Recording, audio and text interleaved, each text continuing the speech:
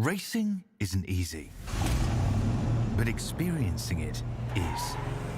iRacing puts you in the driver's seat with the industry's leading sim racing game. Drive on laser scan replicas of the greatest racing circuits from around the world. Go head-to-head against other drivers chosen by skill-based matchmaking to ensure competitive racing at every level. Compete across all your favorite series. In officially licensed cars, engineered to deliver the most accurate driving experience possible.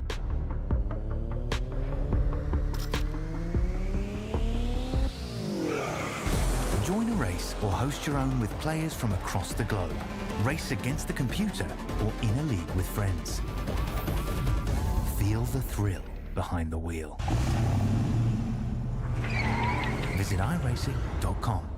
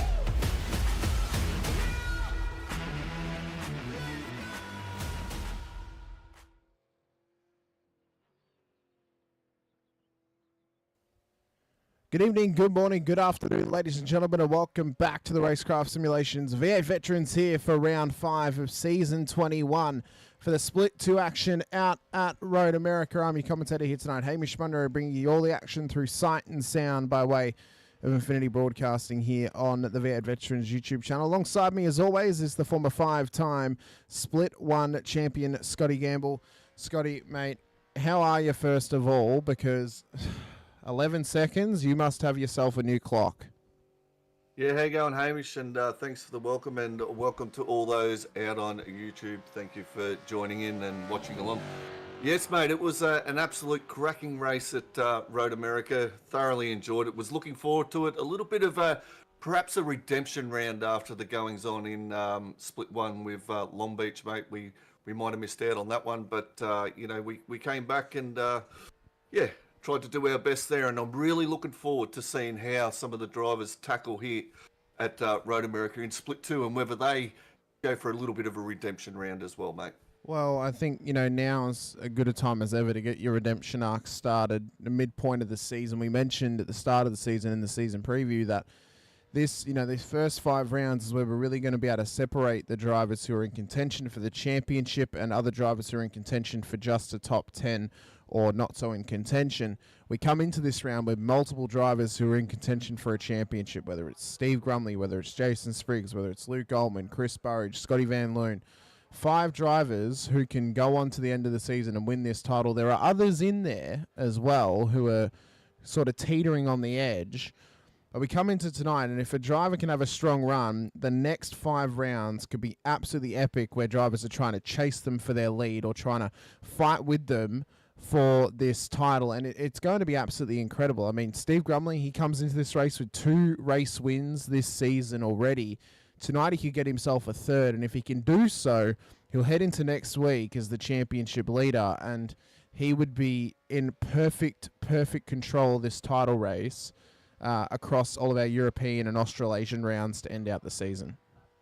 Yeah, absolutely. He's been driving very, very well. Like we've mentioned a couple of times there, Hamish, it is a new Stephen Grumley. And over and told, SLS Racing, they've actually come leaps and bounds over the last season or two. Lanyon last season was absolutely stellar.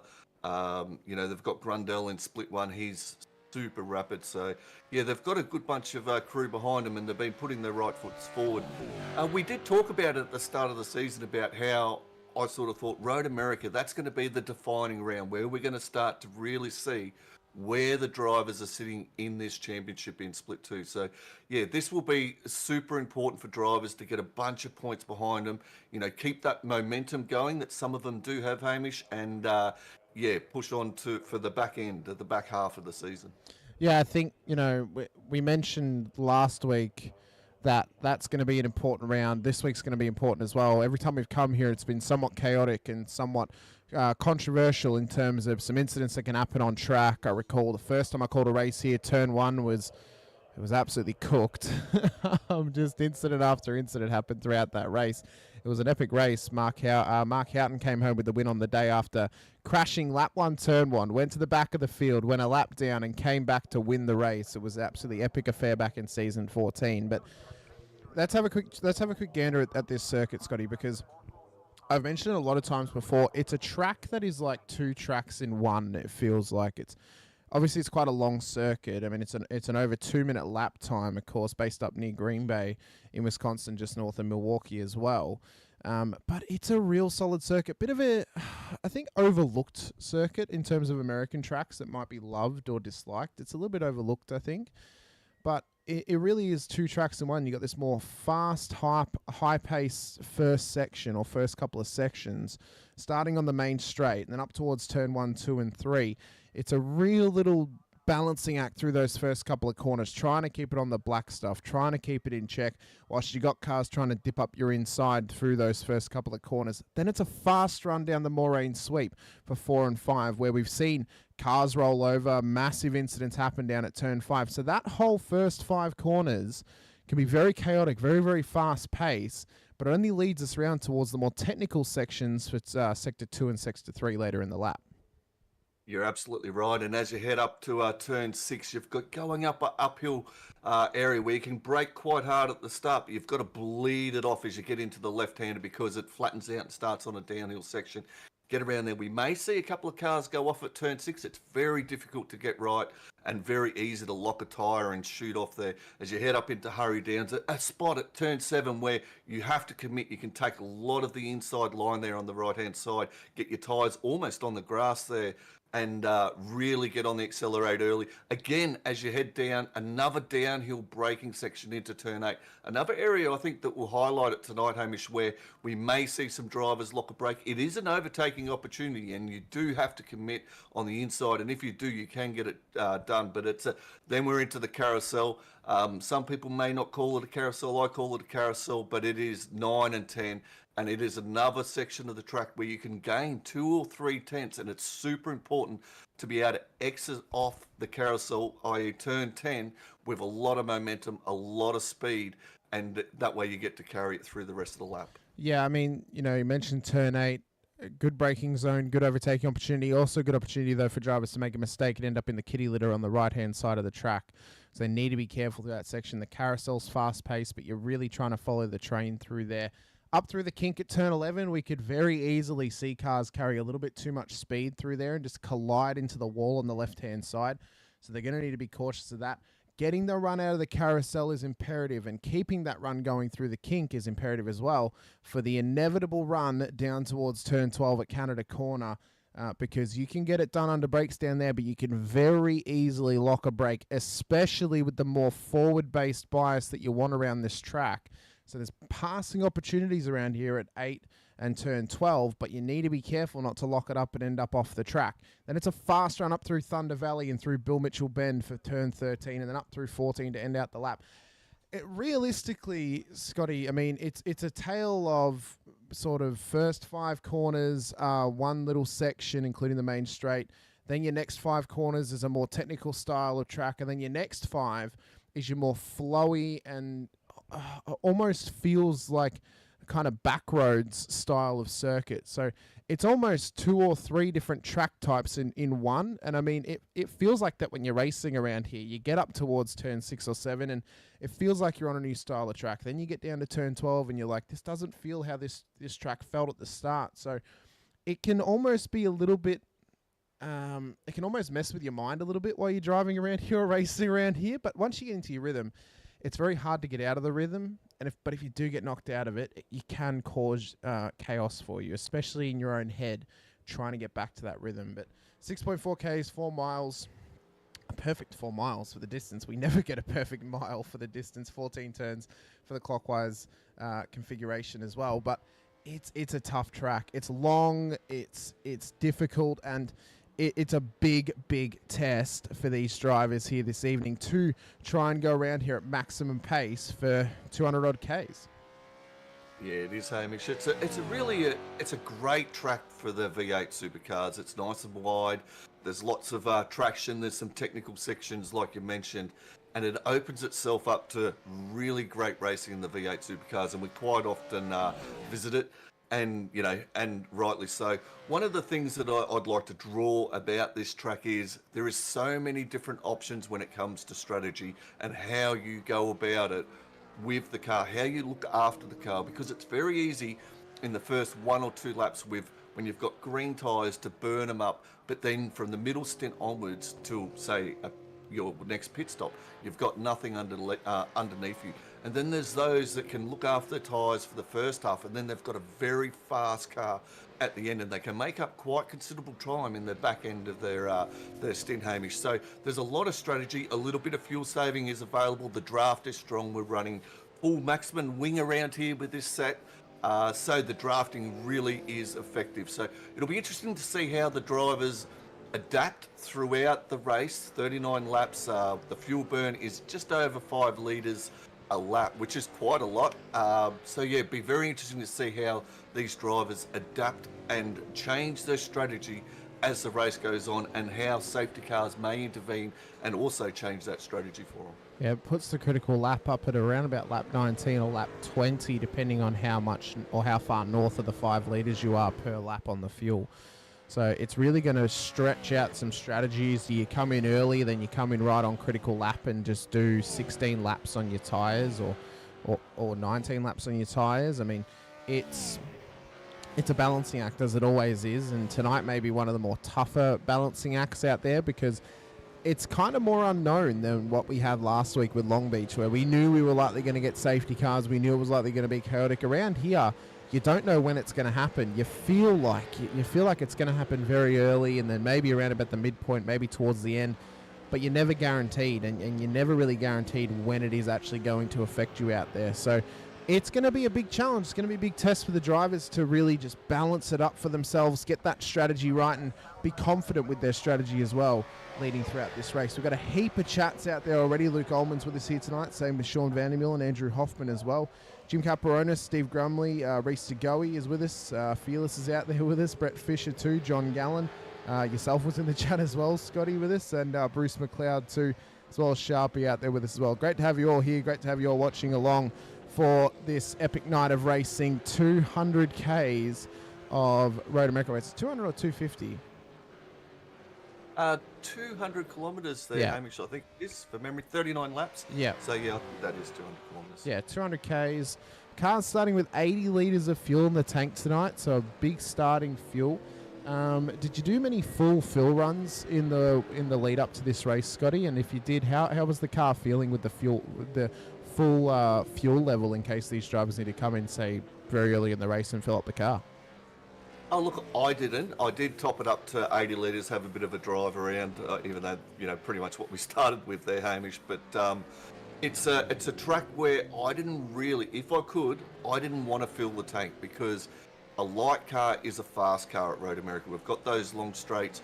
A lighter car, you absolutely gain a lot of speed, especially down the straights. And a lot of drivers would have noticed that through practice, that as the fuel burn went off and the car sort of settled into that rhythm, that constant lap, that towards the end of their stint, they actually got faster again and they started gaining 2-3 tenths. So what that tells you is this track can lend yourself to an overcut.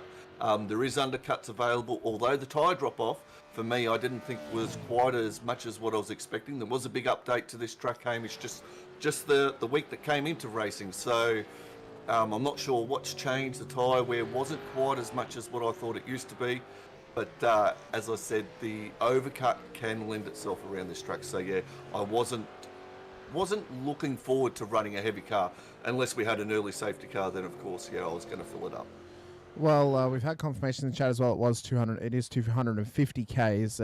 Makes sense. Starting field was 80 litres, so that should give the answer of 250 or 300. But yeah, okay, I'd forgotten already. Yeah, I thought it was 250. Makes I sense. wasn't quite ready for a 250 just yet, but it is going to be a long race tonight, ladies and gentlemen. So strap yourselves in and get ready for what is ahead of us. We've got many things to get through during this race, many little tidbits to talk about.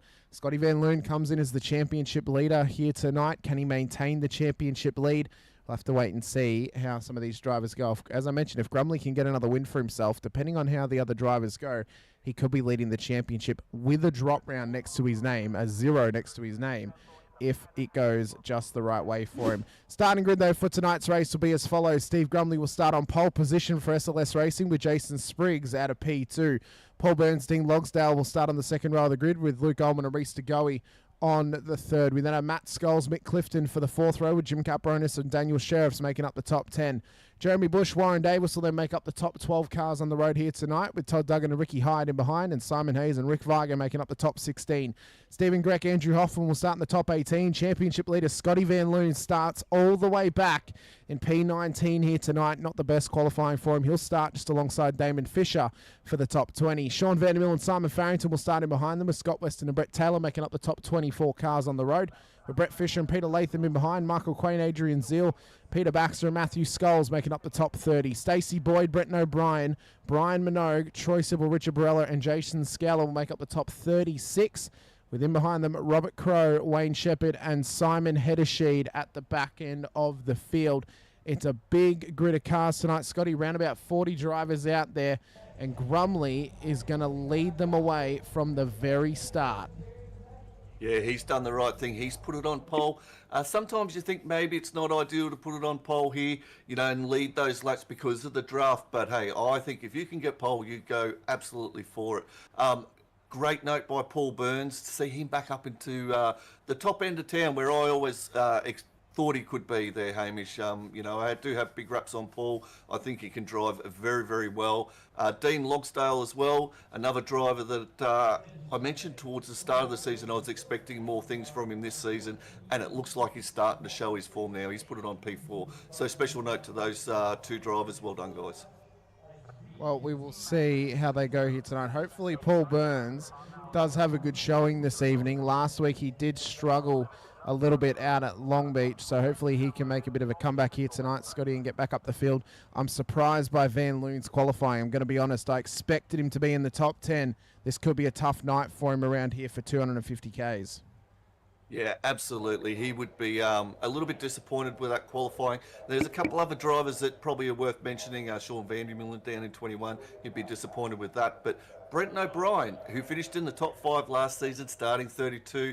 Brian Minogue, Stacey Boyd, Troy Sippel. I'd say those 4 drivers are out of sorts as well and back a lot further than where they'd like to be. Well, we are away for tonight's race, ladies and gentlemen, as we get underway up towards turn number 1. Grumley's had an absolute ripper start off the line. Spriggs and Logsdale lining up in behind him as they come through turn 1. Do we survive turn 1 this time by Scotty? Last time we were here was an absolute blow-up through there, but they managed to make it through safe and sound for the start of this race, it seems, as they try and trundle through alongside each other. Davis alongside with Duggan down towards turn number 5 now. It's going to be a bit of a drag race for the majority of the field towards the braking zone, but luckily for Grumley, he has got a little bit of space between him and Spriggs for P1.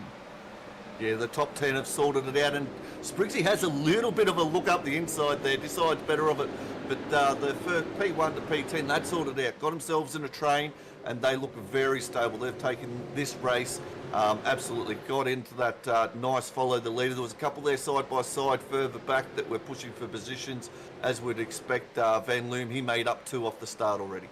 He's done very, very well outside the top 10, up to P17 already for Van Loon. He's hot on the heels of Simon Haynes as they try and force their way further up the field, back inside the top 10. Duggan also started out of the 10. He's already dropped 2 spots to Rick Viger off this race start as well. As they come around the kink for the first time with Grumley leading them, it's a fast-paced run down towards Canada Corner here, Scotty. And Grumley, that's very, very loud. Turn that down. Grumley is looking to send this early and try and build as much gap as he can in case he needs to come in before that critical lap and just get a bit of a free pit stop under his belt. It's always great to get that first lap out of the way under green conditions, because then you know pit lane is open thereafter for your compulsory pit stop. So absolutely always sort of get that one done. He has got Jason Spriggs behind him. We know how fast he is. He's probably been a bit disappointed with his results. He's had opportunity to have better results over the last 2 rounds, maybe thrown it away a little bit by himself. Dean Longsdale made up a position up into P3. He's right behind Spriggsy, and these 3, if they can work together here, not hold each other up, check each other up, maybe they can push away a little. Well, you can see how close the battles are at the moment. The only one above a second right now is Sheriff's ahead to Viger. In behind him, though, they are all checking up as Van Loon's trying to find a pathway around Todd Duggan. There's been a moment at turn 1, and it's Brett Taylor off the road. So he's obviously had a bit of a, I'm not sure if he's had a helping hand or not, Scotty, but backing it into the tyre barrier, not what you want to be doing on lap 2 of a 250k race. Yeah, absolutely, in that Tasmanian green apple. It reminds me of an apple there because it is the apple state. But yeah, a lot of work for Mr. Taylor to do now to make that back up. He'd be hoping for a safety car. This would change his strategy. And yes, we've got another one off there. Going backwards is Michael Quain as well. Not ideal for him. Yeah, he's had a little half spin, it seems, off the exit of turn 5. Gets back going again as there is some feisty battling happening in behind with Stacey Boyd and Brett Fisher trying to make their way through the field. Boyd's already up 1 spot in this race. The biggest gainer so far was probably the most disappointing qualifier. Brett O'Brien, he's up 7 spots up into P25 here, Scotty. So his qualifying maybe not so indicative of his actual pace, but he is carrying some damage, and I reckon maybe he had a part to play in either Michael Quain or Brett Taylor ending up off track at turn 1 or turn 5. Yeah, absolutely. There is a definite suspicion in that front left of that car, or that ERT car. So he'll be pushing forward. He's got a bit of work to do. He needs to get back up into that draft of Peter Latham. And currently he's 2 seconds out of that, Hamish. So that is borderline. You're going to get no assistance from any draft there. So he's got to make time on track now. And there is that question mark hanging over his head. I think what will help him here is Baxter, I think, smart enough to know he doesn't want to try and race Brenton too hard. And as Latham, Fisher, Farrington and Weston start to battle, in behind the likes of Vandermill and Hoffman, he will eventually rubber band himself back up to them as he actually comes into the lane. So he's going to take a very early pit stop here, Scotty. It will count as a CPS, but it does mean he's probably going to try and force himself to come around about lap 20 into pit lane. It's a long time to go on tyres. Yeah, absolutely. We see him. He's used his fast repair too, Hamish. So that's an early fast repair for Brenton O'Brien. He obviously thought his car was damaged. It was going to compromise him.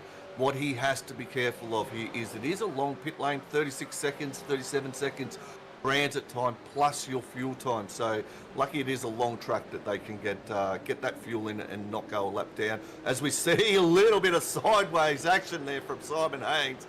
He is definitely on the jandle tonight. Yeah, Warren Davis having a slight little wiggle there. Hainesy as well. I'm glad you pointed out the fast repair there, Scotty. You have reminded me as there's been slight contact with Davis and Viger as he goes off the road at turn 7.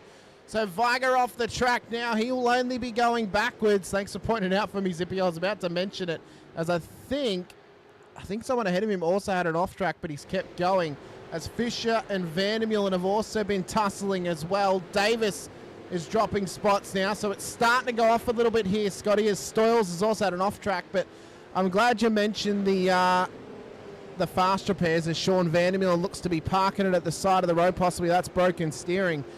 There was some issues with setting up the servers this week. A mistake was made.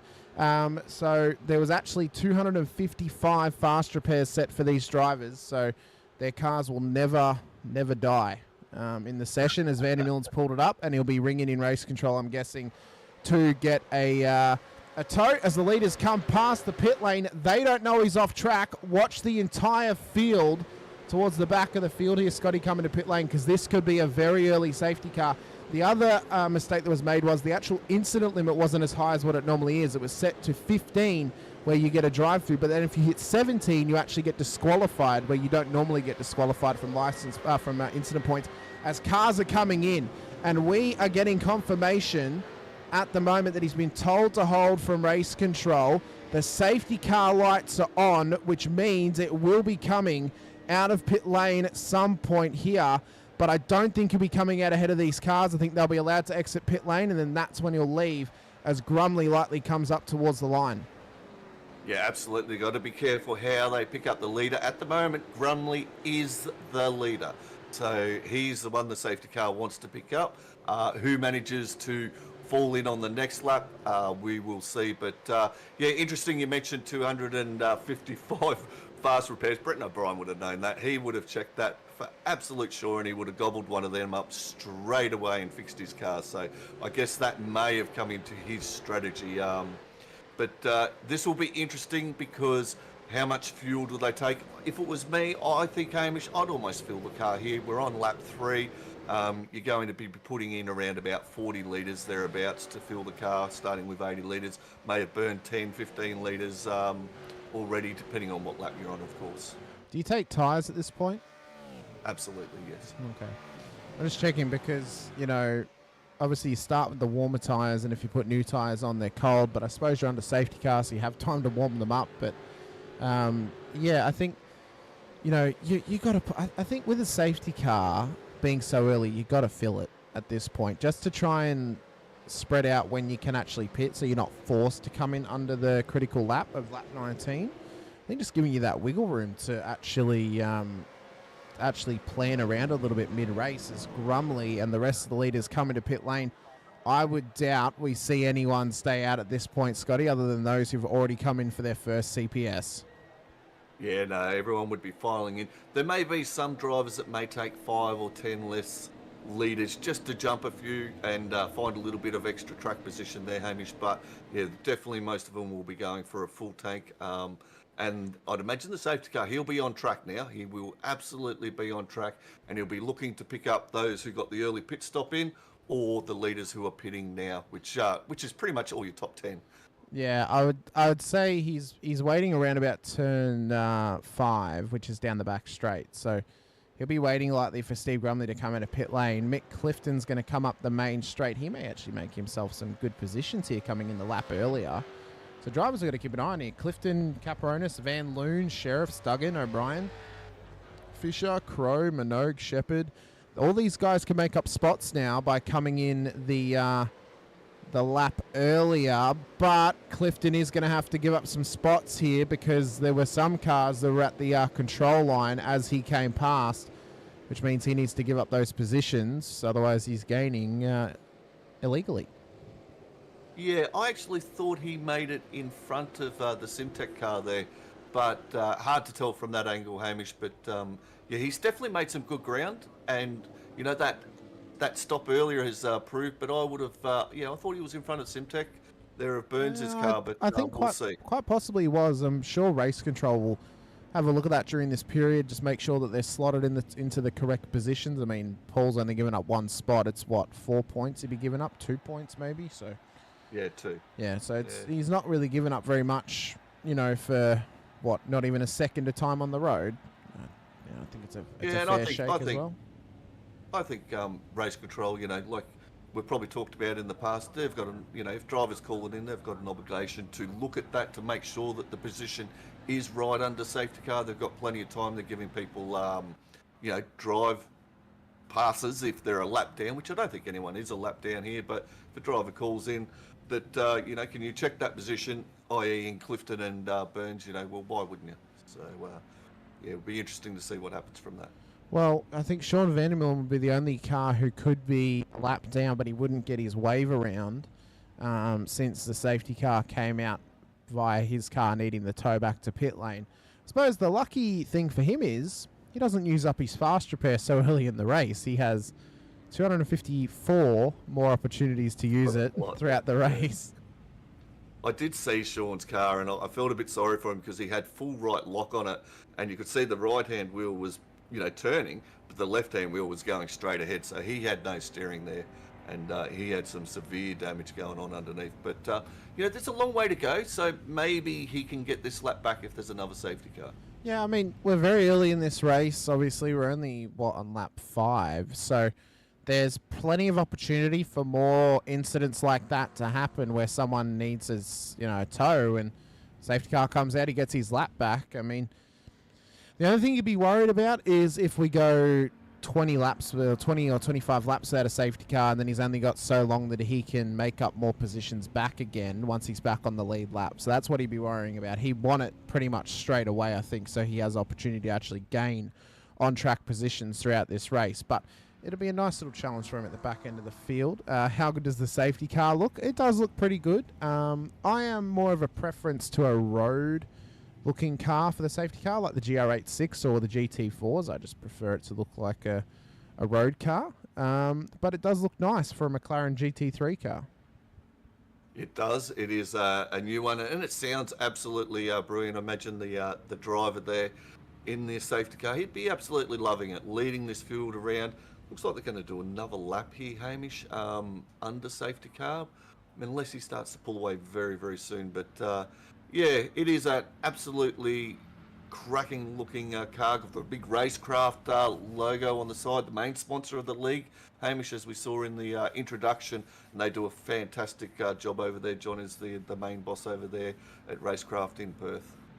Well, one thing to remember as well is whenever we get to the halfway point of the race or a safety car happens again, whichever comes first, we get to give thanks to them by playing some Racecraft simulation ads. So those will be coming later in this race, whether it's another safety car or it's the halfway point of the race, whichever comes first. We'll be giving support to those guys via a dedicated ad as we go for another lap behind the safety car. Well, I know, Hamish, you like the statistics. So how long, and let's see whether our viewers know this, a little bit of a safety car question. How long has Racecraft been the main sponsor for V8 Veterans? Put your answer in the chat. Let's get involved. I think you'd know it, Hamish. I'm pretty sure you'd be onto this one. You like that sort of thing. But yeah, send in your answers, ladies and gentlemen, and let's see how many of you out there know how long Racecraft has been the main sponsor of V8 Veterans. I'm clocking it right now. I know exactly when it was, actually. I know exactly when it was. So we will reveal that when we go back to green and we get into a bit of a rhythm. But yeah, I know exactly when it was. It's a weird reason that I know, but I do know. I was sitting here clocking in my head. I'm like, wait, when was it? And yeah, well, how many seasons have they? Yeah, how many seasons have they been the main sponsor? Do you want me to reveal, or do you want the chat to have a guess? Let's give the chat a little bit longer. Perhaps as the safety car pulls off, we can give the answer. How about that one? Yeah, we'll do that. We've got one answer in already. 5 seasons, says Mr. Fearless. No, that would be incorrect. No, that would be incorrect. Close, but incorrect. It's the only one who's put in an answer yet. Yeah. I think everyone's trying to Google and go back through all the seasons. I want to get this right.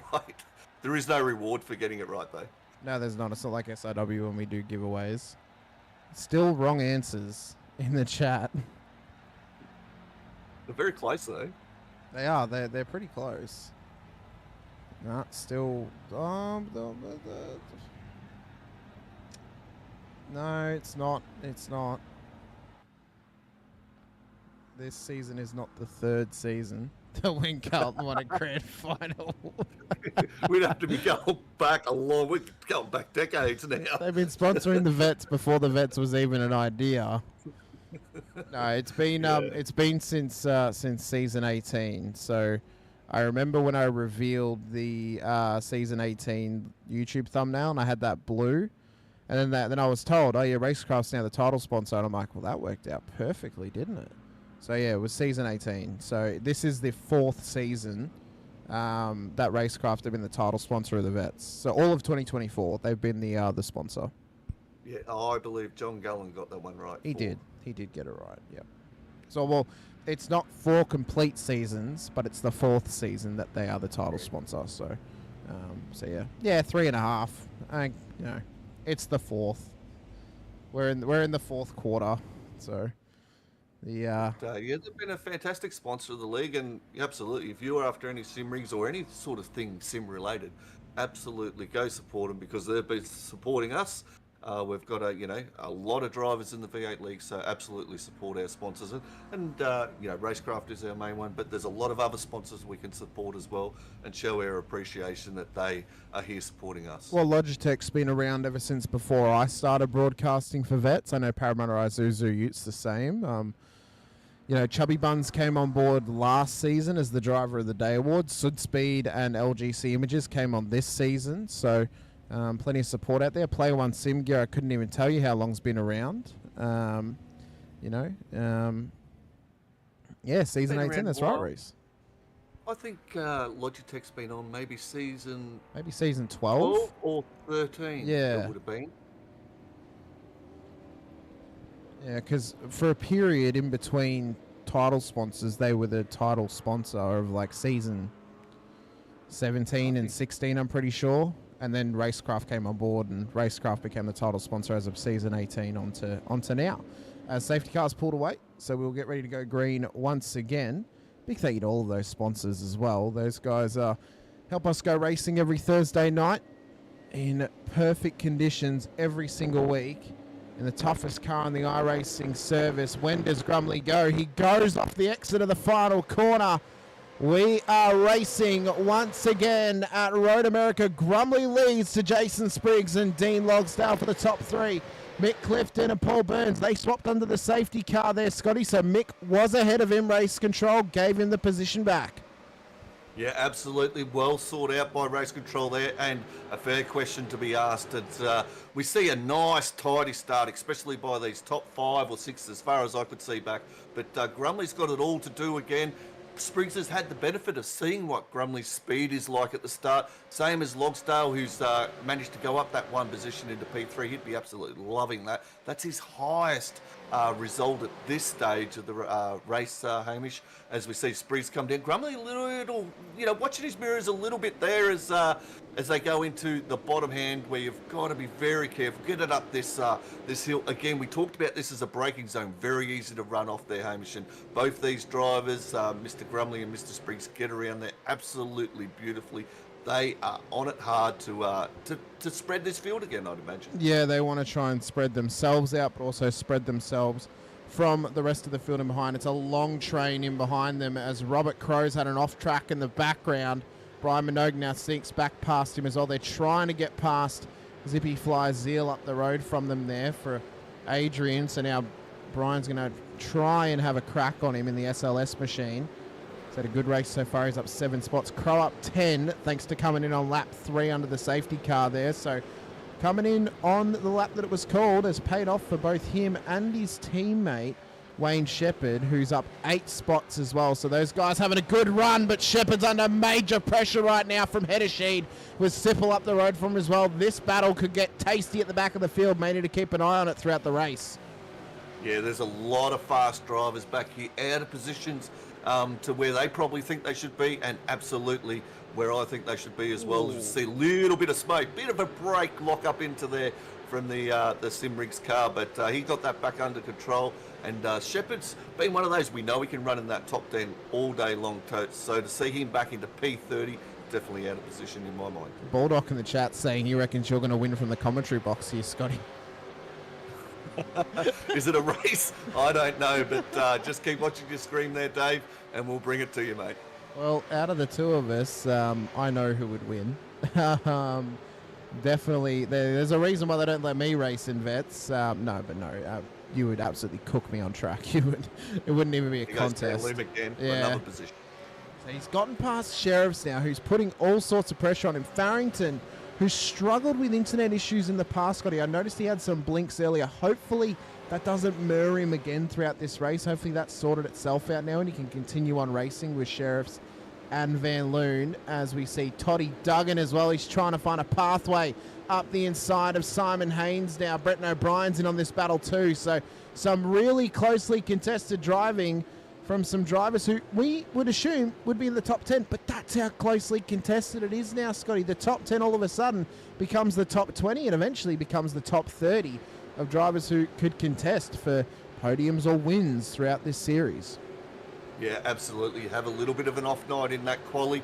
You know, you're a few tenths off where you might have been, and that's going to put you back a dozen odd positions on the starting grid. And you've got to be careful down on that corner because the white line does indicate the track surface. So a lot of drivers do run it out wide there, as we've seen. But unfortunately for us, Duggan was wise enough to it, and he gave plenty of room to let Haynes come back on track there. He's just trying to find a pathway past Farrington now. He's got Haynes all over him. Haynes is patient though. He'll wait this out. He'll wait for his opportunity to get past Duggan. We know that. So we'll just have to wait and see when he decides he wants to push the limits and just try and find that pathway past, as Duggan is just looking for a roadmap past Farrington here. Maybe feels like he's getting held up a little bit right now, Scotty, because we know that Duggan has some pace. It's whether Farrington can match him at the moment. Yeah, absolutely. Duggan should get this done coming into turn one. He's got the draft. He's got the inside line. He's got the overspeed on Farrington. Farrington will back out of this, I'd imagine, although he is going to contest it. He wants that outside line, and yes, it led to a bit of a contact there. So, well, that's a racing incident in my mind. Who knows how race control will see it, but there was definitely overlap. Yeah, there was overlap into the corner. I mean, Duggan had nowhere to go on the inside. He's either going to go off the track or he's going to hit, or like Duggan's on the edge of the track throughout that corner. Where's he going to go? So contact's inevitable. It's one of those ones you've got to know when your fight's up, and perhaps that was one that a little release of the throttle early and let him have that position so he can come back and fight later rather than lose two positions. We're on lap 9 as well. You know, just tuck him behind, let him drag you forward a little bit too. You know, I know sometimes, you know, you want to keep your pride and fight for position, and this goes out to anyone in the field because a lot of drivers have been victims of doing this to themselves in the past. But you know, pride comes before the fall sometimes. Sometimes it's better just to tuck him behind, let the car that's racing with you drag you forward a little bit and stay in the fight for the very end. Yeah, well, Hoff would be absolutely loving it. He'd say, you guys can do that all day long because I got a free position from it. Well, he's trying to move his way back through the field now. He really didn't do well last week in the Mustang out at Long Beach when he joined it by mistake. I hope he hasn't joined it again by mistake this week. But perhaps he feels he needs to get some redemption out of this car after it was actually found out, Scotty, that he didn't complete his 2 CPSs last week. So that is now struck as a 0, a non-finish round for Andrew Hoffman out at Long Beach. Yeah, absolutely. And we didn't pick that up until we got an inside word till after the race there, Hamish. And, you know, because we just presumed that he would have gone and done another pit stop. But, yeah, he did. That pit stop, we seen him when he was facing the wrong way. He turned around, went into pit lane. That was a lap 1 pit stop. Didn't count as a compulsory pit stop. So, yeah, he had a penalty coming his way for failing to do 2 compulsory pit stops in one race. It doesn't happen often, but when it does, boy, it can break your heart as a driver or as a spectator as well as a neutral out in the field, because you just want to see drivers do well. And a driver that is doing exceptionally well this season, Steve Grumley, he's on 2 wins at the moment this season, the only driver to win multiple races thus far. He could be on for his 3rd tonight here, Scotty. He leads the way to Jason Spriggs. You feel like he's under not too much pressure at the moment, seeing as he has nearly a second gap over Spriggs. It's early in the race. It's just kind of easy going for him at the moment at the front of the field. But you just imagine that there's a storm coming for him later in this race. Yeah, absolutely. He's the only driver so far to go into the 205s. It's a 205.873. fastest lap of the race. He's done that with no draft at all. So he is absolutely flying. It'll be interesting to see how his race pace goes on. Whether with those tyres, like we talked about, Hamish, throughout the the introduction to this, whether he's pushed them too hard, too early, whether Spriggs is just holding on a little bit, and Logsdale, maybe they're looking after their tyres for a bit better stint later on because they're full of fuel. They've got a lot of laps to get done on these set of tyres. Well, his last lap was a 2:06.86, so he's not necessarily pushing it too hard at the moment. He's really just doing some sort of top-end qualifying laps from maybe the mid-packer split 4, I think, got 2:06s in their qualifying laps possibly. So as I've just seen Farrington have another blink on the timing tower, so I think his internet issues may be continuing here, Scotty. Hopefully that doesn't catch anyone else out throughout the field. That would be unfortunate, not only for him to have his race ended if that happened, but also to have someone else's race end as well at the same time. Further back, there's been massive contact at Canada Corner. Shepherd's off the road, Viger's off the road as well. We've just missed what happened to them. This is what happened down there. Oh, that's a narrow entry there by Varga. He's just clipped the back end of Wayne Shepherd, enough to turn him, which is not a big incident, but it was enough to send him around 180. They've got to get that back underway. I'd imagine a redress on track. Otherwise, race control are going to have a big, long, hard look at that one. I don't even know if the redress is going to be enough on that one. He's lost, what, 5 positions off that? So it does help. Yeah, it does help. Probably get a bit more lenient penalty if he were to receive a penalty, but possibly a drive-through coming his way. We'll have to wait and see what race control say about that one. We went back to the replay because we nearly missed it. We got there and they're off the track, so we got to see what happens as Gretsch is just trying to chase Dan O'Brien. He's up 15 spots in this race. Michael Quain up the road from him is up 16 at the moment right now, Scotty. An exceptional run from both of those drivers as Quain makes his way through turn 5. Van Loon's up 7 as well. Yeah, it's fair enough, Rick. You know, mistakes happen. Racing is racing. We move on to the next race, don't we, Scotty? Absolutely, and owning it is a big part of moving on, and that helps everyone move on. And, hat off to you there, Rick. Owning it in the chat, absolute legend, mate. But interesting, you did mention about Michael Quain there, Hamish, because we've seen him go off the track early before the safety car, dropped numerous positions. Last time I seen him, he was going backwards from P20 in a big way, but he's up there now. He's up into P11, just in front of Scotty Van Loon, like you said, up 16 positions. Yeah, he's racing an exceptional race. Last season, he was highly expected from us to be a championship contender. Then his championship kind of fell away from him a little bit, and he hasn't really been able to quite get back there just yet. But it's a positive look for him if he's able to produce these sorts of performances this season. He may not finish in the top 10 this season. We don't know how the next 5 rounds are going to go. If he remains in split 2, I think he could really just start to settle himself in and get those fundamentals back and really become a proper championship contender once again. And yeah, we got to give a shout out Rick Viger, owning it exceptionally well in the chat. Hats off to him, very, very noble and good job just to own up to a mistake. He apologised to Wayne post race, and shit happens. We race again.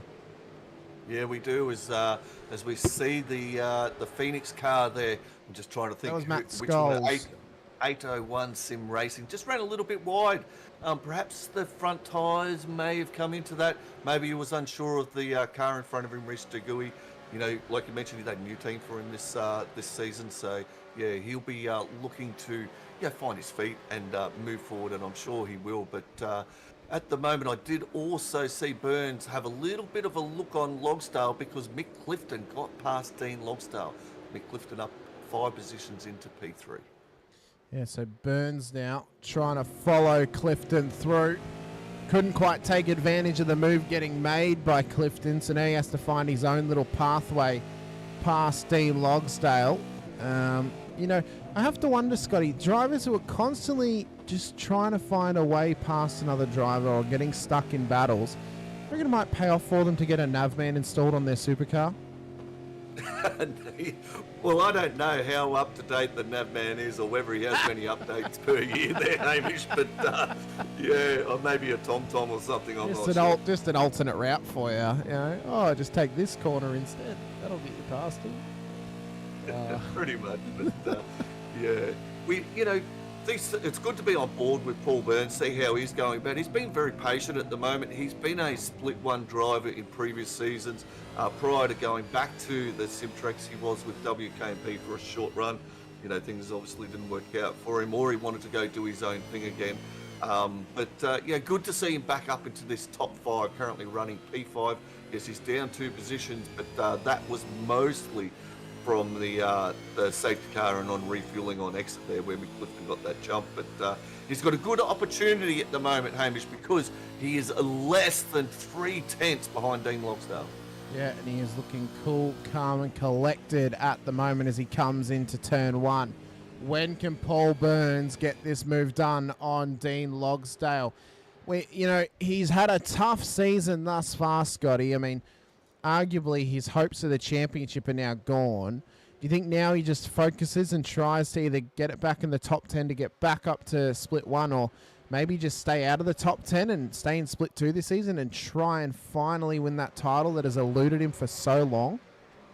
Perhaps, and we see Clifton, he's going ultra defensive here because Logsdale's got the running, and then Burns gets to have a little look up the inside here, Hamish. It starts to come alive with this final podium position. That gives Spriggs and Grumley a chance to check out, and on the back of this is Reese DeGuy. He's having a bit of a look in. This is a 4-car battle, guys and girls, with Matt Scholes, Luke Allman, Jim Caparonis not too far behind as well. Yeah, you do not want to let Scholes and Allman in on this. Neither do you want to let Caparonis in as well. All 3 of them could be contenders. I mean, Allman, he's a contender for the championship. Scholes won the championship with 5 wins in a single season, and Caparonis has had some mega runs in his last few seasons when he was back in split 2 earlier in 2024. As they run through the kink now, DeGoey is just trying to maximise a run on Paul Burns. He's not quite close enough, it seems, to really force a move on him here, Scotty. May need to wait until turn 1 and just try and maximise the run out of turn 14. Absolutely, they are nose to tail. This is going to be an epic run if they can maintain this gap together as they come up the main straight. If they've got to get off that last turn, maximise all the exit, limit the wheel spin, get it in there, pivot on the front end, accelerate hard out all the way up to turn 1. Use that draft. You're in a 3, 4, 5 car train draft here. You're going to get maximum benefit. So who is going to send it at turn 1? I don't know. Or they're going to be happy to just hold him behind, wait another lap. Well, it's actually looking more like a 12-car train at the moment. From It is, isn't it? It is a long way. P3 back to P15. It's all orange and yellow at the moment. There is nothing separating them on the timing tower.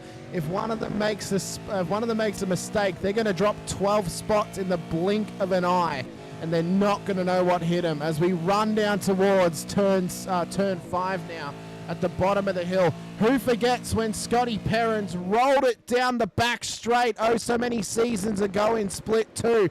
It was a wild moment. We haven't seen it happen here tonight, but what we have seen is some incredible pressure being applied in amongst the mid part of the top 10 in the battle for P3 on the road and behind Mick Clifton now, as Logsdale, Burns and DeGoey are just trying to find an opportunity to pick up the brass ring.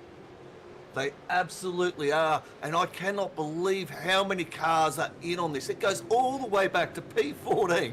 Daniel Sheriffs, they're all in a chance here, and gee whiz, they're all driving superbly. This is what you want to see. They're pushing hard, they're putting the pressure on, but they're not being desperate. They're not sending it where they don't have to, or not yet anyway, Hamish. Fireworks could explode as we see Burns has got another run on Logsdale. He is nose to tail, 7 kilometres in it. Logsdale's going to have to go defensive here. Burns has gone to the inside. I'm not sure you can get it done there, Paul, but hey, why not give it a crack? Braking hard at the 400 board, and it looks like Logsdale is going to be able to hold. There's plenty of room given, and that has bring Reese DeGuy. He's going to have a look up to the inside. Scholes is in on this as well alongside DeGoey now, so the more that these guys tangle, the better this is for Mick Clifton, who's able to run away, and the better it is for Matt Scholes and Luke Ullman as it brings them closer and closer into this battle. It's moving the dominoes further and further back down outside the top 10 here, Scotty, because as one car starts to attack, the car ahead of the car that's being attacked is now being able to run away. So eventually we're going to get to it where they've all petered out, and there's about a second between all of them if we stay without a safety car in this race. We are on lap 15 of 39, not quite at the halfway mark just yet. And Steve Grumley is leading the way with Jason Spriggs just having a nice Sunday drive along behind him. These guys are willing to not need to fight just yet. They're just pushing on to the final stint. Yeah, this is absolutely perfect for Jason Spriggs. He needs a race like this, Hamish, to bring the confidence up. As I touched on, his last 2 rounds, made some errors, probably had a lot better pace than his results have shown throughout this season. He threw away a win.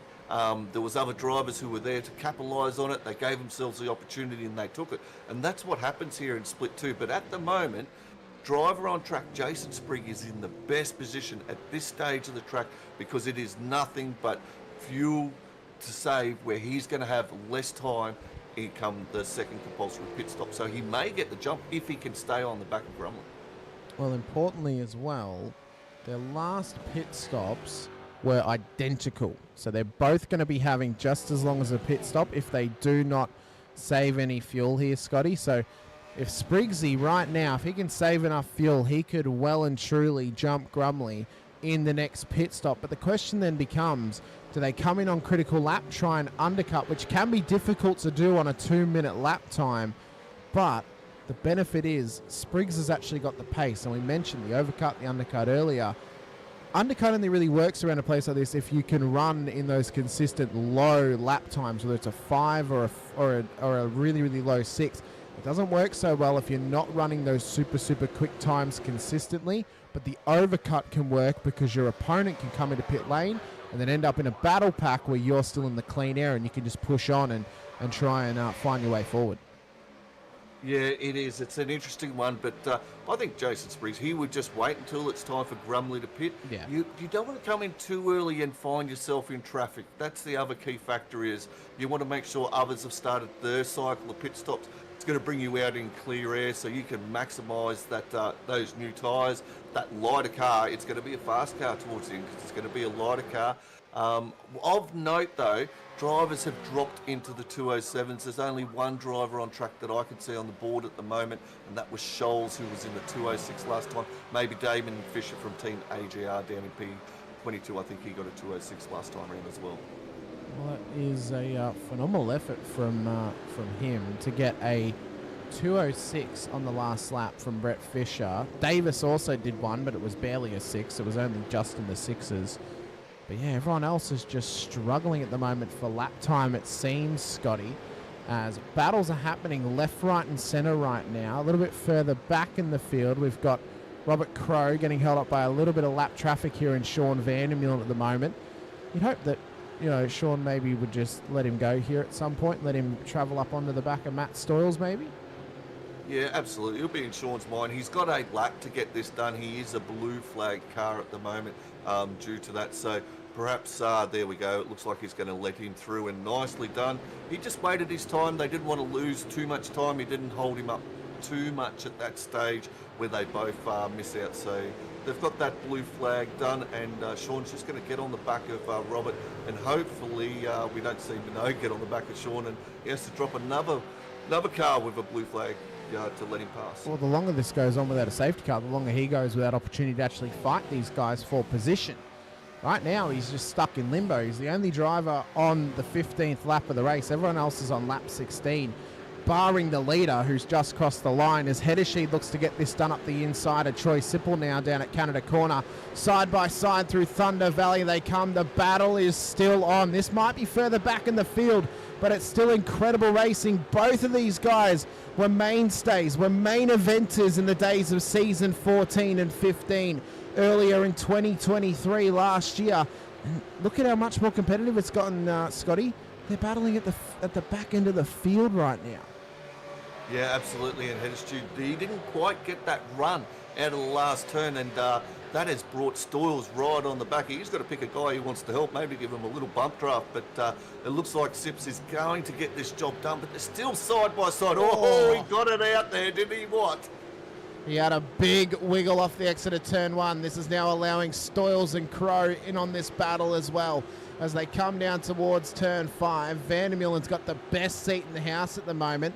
Just sit back, relax, watch them tussle it out. Maybe they'll take each other out and go a lap down. Then you get your position. But there's not much more he can do in this scenario. He just has to kind of wait for something to happen and just hope that he can find a way forward here as Hedesheed is trying to get past Sipple as Stoyles tucks it up the inside of him this time as well. Up through turn 6 now. The battle continues on. Phenomenal racing at the back end of the field here, Scotty, and we got to highlight it at some point because these guys are driving like they're going for a win. They are driving absolutely beautifully. You see Hedesheed, he had that wobble in the front end as he come down there. That's that downhill braking section, Hamish, where you've really got to control the braking because the car doesn't like it. It gets all light, and yeah, he had all that little wobble. And unfortunate for him, he let the driver behind through in Stoyles, but he wanted that position back on Troy Sipple, and he was absolutely sending it in there. Well, he will want to try and get this back on Matt Stoyles now as they run up towards Canada Corner. All of this battling's now allowed Jason Scowler just to run away from them a little bit, but they are still tightly contested here. This is all for P28 on the road, remember. So they're not really battling for sheep stations right now, Scotty. They're more or less battling for the pride and just a little bit better track position in case there's a safety car or they're able to take advantage in the pits.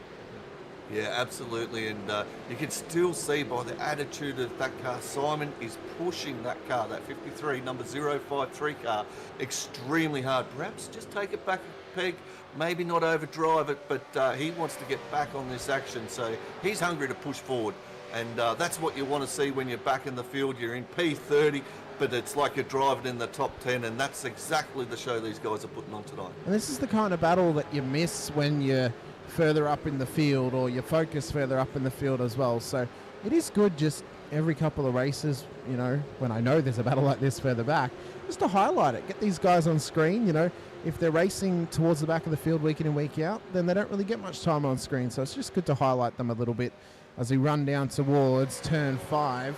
Sipple's going to lead them down into the braking zone here. Stoyles and Hedesheed not quite close enough. Crowe looking hungry to try and get it past Hedesheed if he can, but he's won it way wide here. Vandermeulen is going to try and get his lap back perhaps, but maybe he's just going to play the smarter move. Let Crowe go back through as they run up towards turn 7 now, in towards the braking zone, and they run through the corner. Crowe's gone off the track, little bit of a wiggle, sort of squeeze Vandermeulen off, brakes for the braking zone, little knock, and Crowe is gone.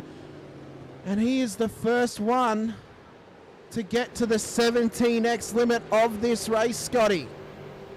Was that just a straight up DSQ? Because I'm still trying to decipher in my head what happened and where did he go. He absolutely went to the moon and back, Hamish, because he is no longer on track. Yeah, so obviously he would have copped the 1x for the off track and then either a 1, 2 or 4x for the little bit of contact that Vandermeulen had trying to get back past him. And he's gone. Yeah, that's a tough one because he actually ran Vandermeulen off track. He did. Right. So he would get it. He would, if he was still in the race, he'd get a penalty for an unsafe rejoin and squeezing him off track. But he's gone. Yeah. Into the nether. He's gone to the moon. Let race control sort that one out in admin later because, like you mentioned, there was the mix-up. 15 was the drive-through. He didn't even get a drive-through. He went straight to DSQ at which 17. makes me think that the off-track put him to 13 and the contact put him to 17. Yeah, that sounds possibly exactly what happened. But really disappointing for Robert. But, you know, them's the breaks. That's what it was tonight. The keen observer would have seen it in the info. I'm not sure whether many drivers do look at the info at the start of the race, like the race info. I know quite often I have to remind myself too because you will pick up how many fast repairs or incidents there is. And, yeah, the keen eye would have noticed that before the start of the race. I mean, even just do it as soon as you get into the session, just to double check that if there has been a mistake made, that you know about it before the race. You know, otherwise it could catch you out like that. Yeah, it could. You know, there might be a push to have the incidents. I know we talked about the incident points before the start of the broadcast, Hamish, where, you know, I wasn't against having 17 as a drive-through and perhaps 20 as a DSQ, but, you know, I'm sure there's a lot of vets out there who have a different opinion and don't ever want to go past 20 and get kicked out of the race. But let us know their thoughts. I'd love to know what the chat thinks about it. I mean, we're free and open to discuss potential things like that, and of course the 15 and 17 tonight. We know it's a stuff up. People make mistakes.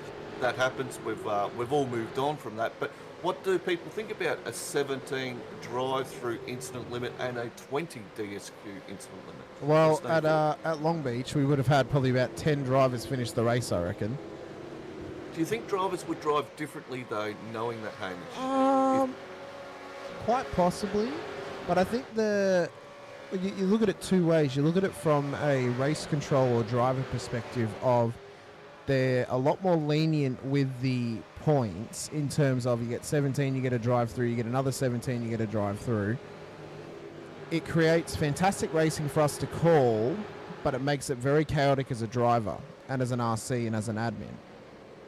But if you look at it from the perspective of broadcast, 17 and 20, some tracks could get very boring because you could either see drivers not trying to push the car too hard, then we end up getting trains where they're not willing to push and get really, really good battles happening, or you see them push too hard very early on with that new rule, and you see about 20 drivers get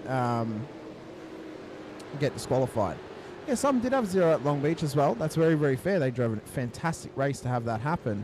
But there are also others who would have been on the north of 20 at Long Beach as well, throughout all 4 splits. So, I think when we look at what iRacing thinks 17 is plenty. They'll DSQ you if you get above 17 in an efficient race. We're in a league, perhaps if they gave you 20, they've given you an extra 3. So there's an argument for that. But you're also right. Does it limit drivers when you go to tracks like Spa, which is very, very easy to get off tracks, as you know, and perhaps, but you know what? Maybe as a driver, we just have to take a different line and be more inside the track limits and not pushing quite as hard, which may reduce the incidents that way as well, and not just incident points, but incidents on track. I don't mind John's point. 15 for drive-through, then another 5 for another drive-through, and then 5 for a DQ, so you'd have 25 to play with throughout a race. I don't mind that. Can they do that in these racing? I don't know, actually. I'm not sure. Yeah, it would be 15 drive-through and then another drive-through every 5 after that. But then the problem that you get into with that is you get hit by another car and you get sent off track and you've got another drive-through. Yeah, that's true, because it's 4 for the 4X and 1 for the off-track. Yeah. So that's where the problem with the 5 after that is. As Michael Quain's brought his car into pit lane, there's been a couple little pit stops actually right around this critical lap, Scotty. So Shepherd and Scholes came in. Scholes came in on lap 18, so maybe he's looking to fuel save a little bit. Shepherd came in right on the critical lap on lap 19, so he should be able to get home. Quain, Weston and Zeal have all come in.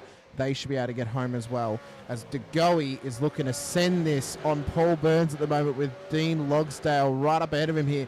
This battle pack that was once about 5 or 6 cars has now trickled back down to 3 of them as they look to find a pathway around each other as De Goey's looking to send it at turn 5. Burns holds him off, tucking right up in behind Logsdale, almost pushing him through that corner. Wow, what a run through there. But yeah, he showed some incredible pace. He is.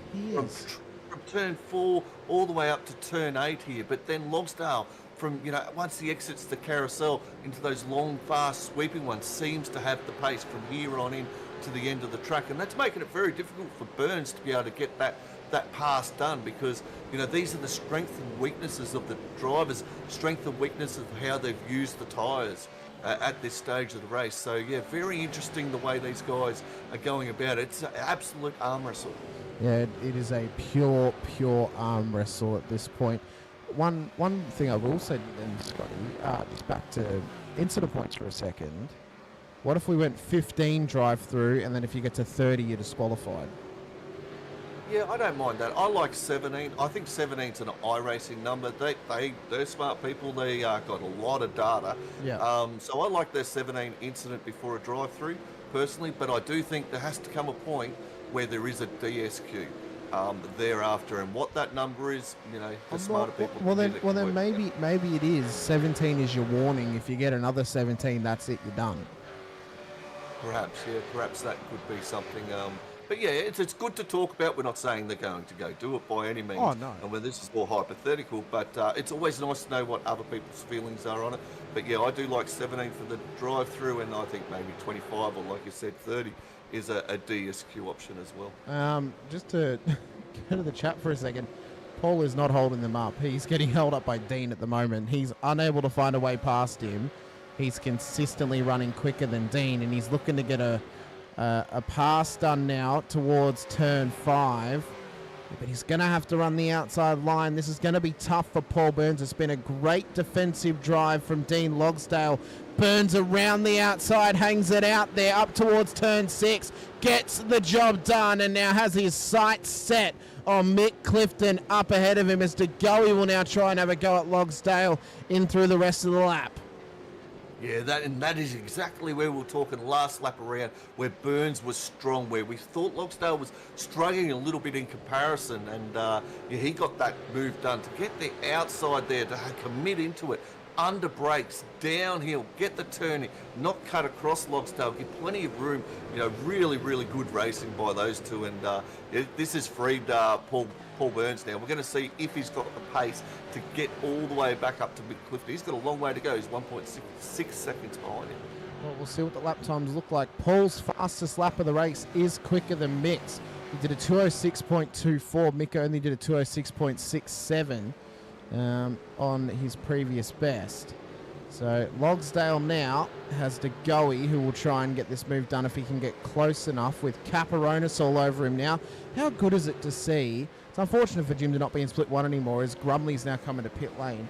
How good is it to see Jim Caperonis back in the split 2 field? It's absolutely phenomenal. We haven't really given him as much shine this season as what we previously have.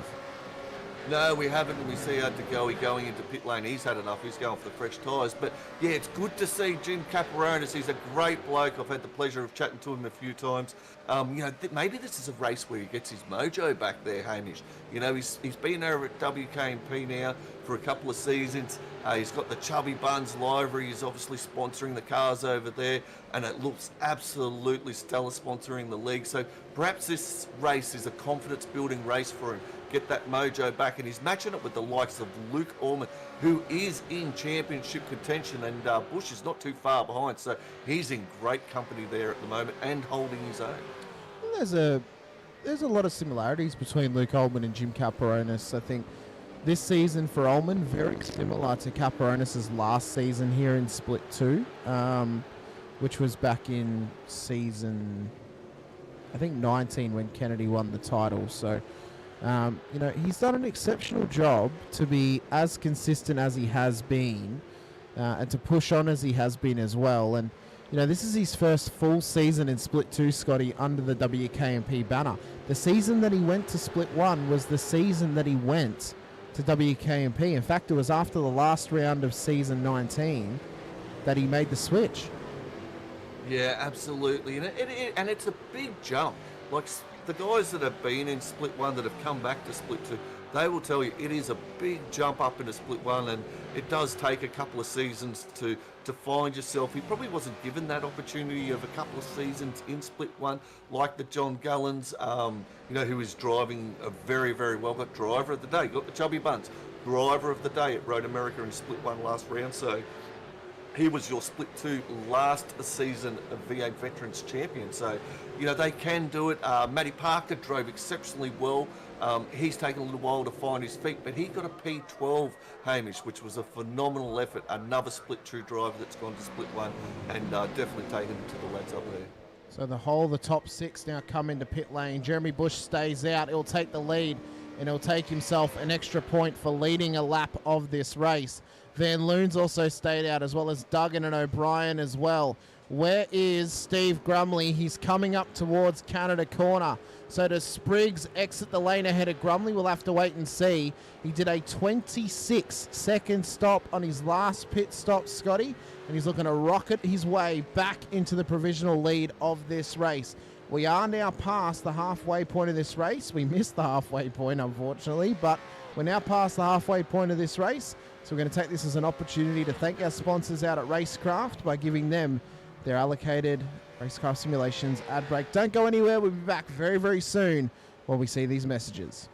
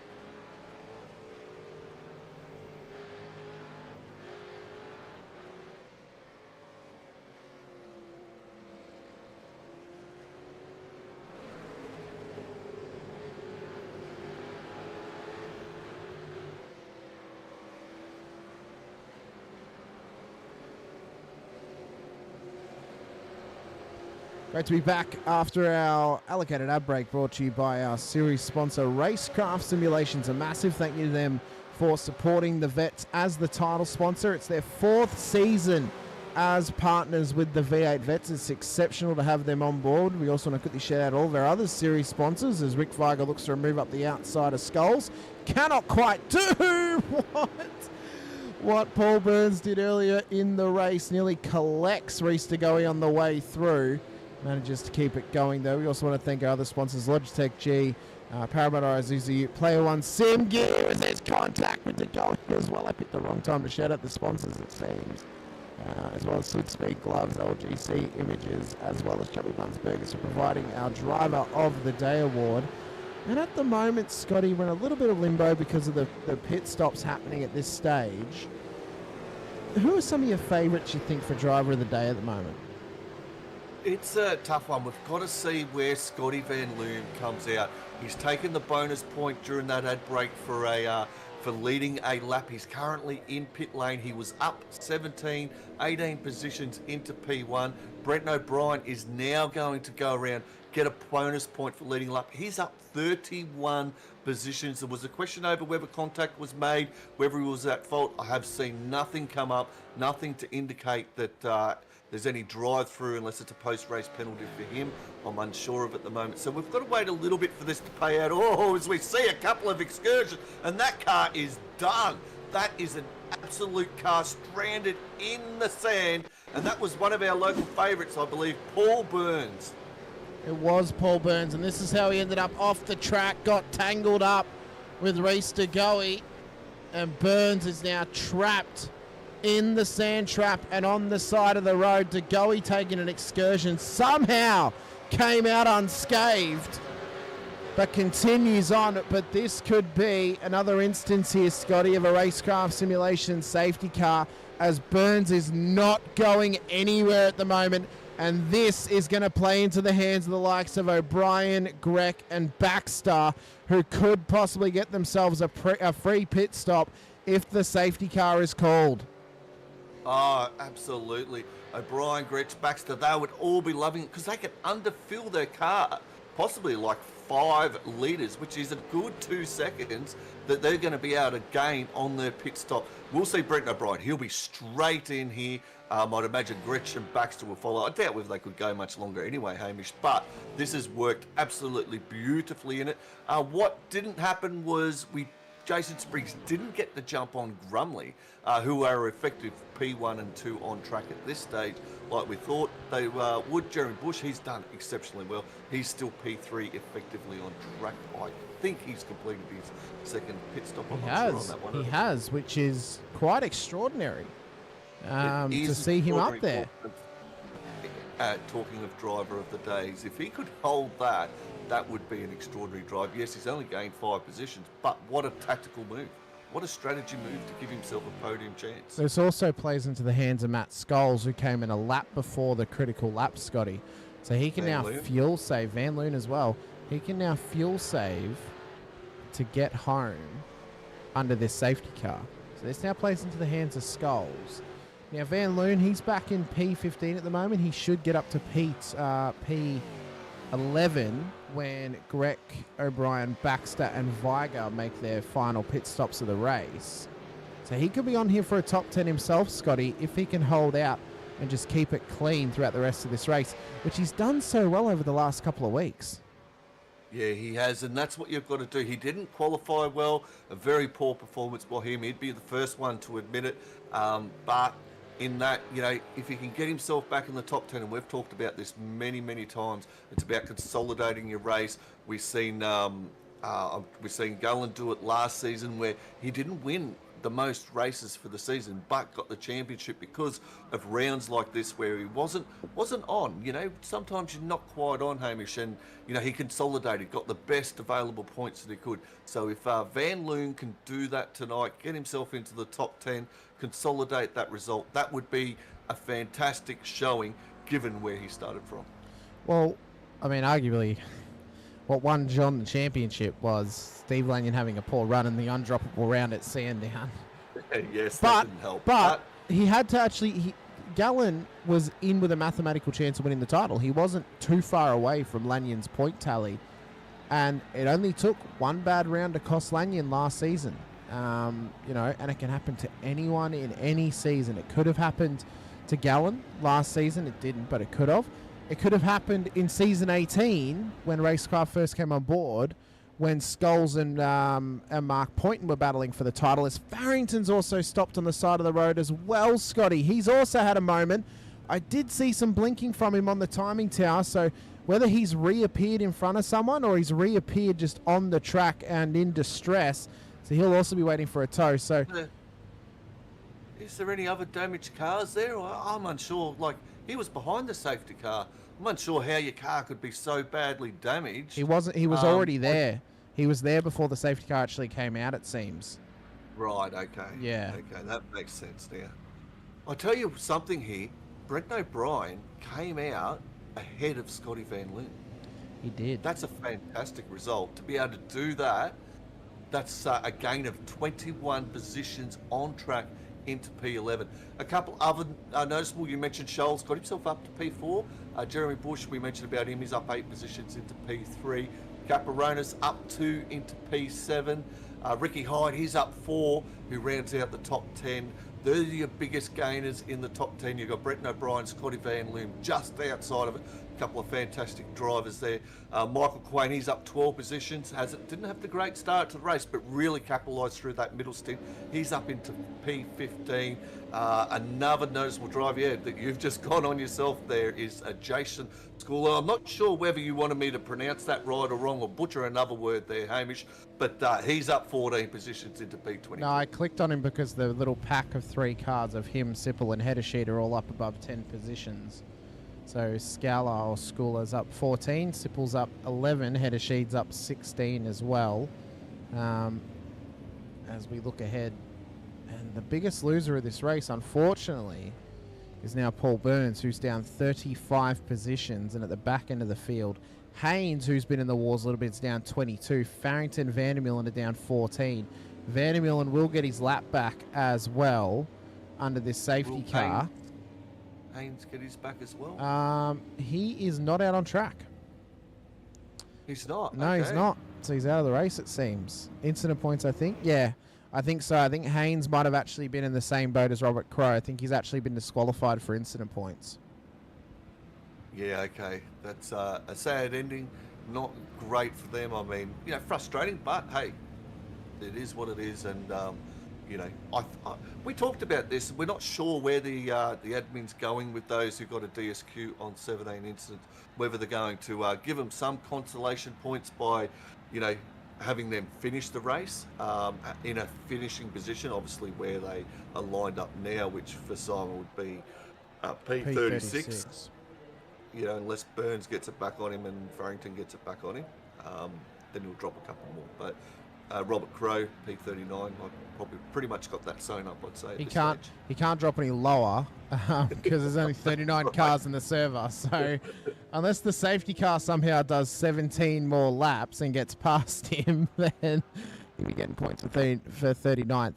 No, yeah, I think, just give him the points for at the end of the field. At least then they're not taking a 0. It's likely going to be their drop round, but if it isn't, at least they get some points towards their tally. Correct. Yeah, I agree too. Makes sense to me. Different story if this was the norm and they got disqualified. We run 17 incidents, you get disqualified every week. If we did that, then no, they shouldn't get it. But on a one-off mistake, I think it's fair enough that they should at least get points for the back end of the field, so it doesn't hurt them too much. Yeah, absolutely, yes. And I agree, if you knew about it prior and it was what it was every round. That's why we talked about it earlier, because maybe there could be some adjustments to it in the future if admin are listening, or committee members, whether they could be bothered with it either or happy to leave it as it is, because, but maybe there is some room for movement in it. Who knows? Quite possibly as well. One thing that I was quite intrigued by, we spoke about it briefly during the ad break. I'm very interested in next year's Supercars Championship structure and how that's going to work with their Sprint Series, Enduro Series, and then their NASCAR-style playoffs for finals at the end of the season. And I'd be interested to see if we could ever work out a way that would work into the vets. I mean, it feels like it would work quite easily. 10 weeks, your first 5 weeks are your sprint rounds, then your next 2 is your enduros, and the final 3 is the final series. But I'd be interested to see how it works for supercars next year, and how well that works out for them, to see if vets ever want to implement it. But I don't know. I think it's just something cool and different. It is, and a lot of people talk about real life. People know my thoughts. I wrote about it on the Discord, but perhaps maybe you might see the likes of the Logitech G series take on that. I think they will. I think the Logitech Pro series and likely Scops will take on that mantra, since they run across the whole year. You'll probably less likely see these leagues which run 10 weeks or 9 to 12 weeks per season. You'll probably less likely see them employ it, but those series that run across the year, like the Pro Invitational and Scops, I think they more than likely will use that system if they can figure out how they're going to do it. Yeah, I would agree, and it would work in a long season like that. Perhaps who knows with vets. Maybe the year after, who knows? Perhaps there might be something there. Quite possibly. Quite possibly as well. I've had a question from Hoffy saying there's race info when you enter the session. Yeah, there is. When you enter the session, you see the session details. Will Munro is going to be doing quality assurance on race servers on Wednesdays. So, yeah, he is, after he made his complaints, he put his hand up to actually be the quality assurance control officer for the servers, which fair play to him. Oh, he got shot with that one. He raised his kids, so probably didn't go about it the nicest way. He got swindled into doing the job. But no, well, fair enough. If you're going to complain, at least be willing to help. At least be willing to help stop something from happening that you might be complaining about. Yeah, that's right. Yep. Yeah, I'm a big believer. If you're going to have a complaint, that you give a possible solution. May not be the right solution, but at least you're having some input instead of just coming across as whinging. And good to see Will up there and having some input and being the QA officer. Well done, Will. I'm sure you're stoked with that, mate. Good on him. Rick Vicker saying win it or bin it if you're not in the championship. Well, there's a lot of times we go to the end of the season, final round, and not everyone's in the title. So when people still rock up and race or send it to try and win it, as safety car looks to have pulled away, we are back and racing once again at Road America as we rocket up the hill. We're going to have 11 laps to go of this race, Scotty. Lap 29. Safety car driver, for you wondering, John Gallen, is Tim Lawson. He was also the safety car driver last week at Long Beach as Spriggs.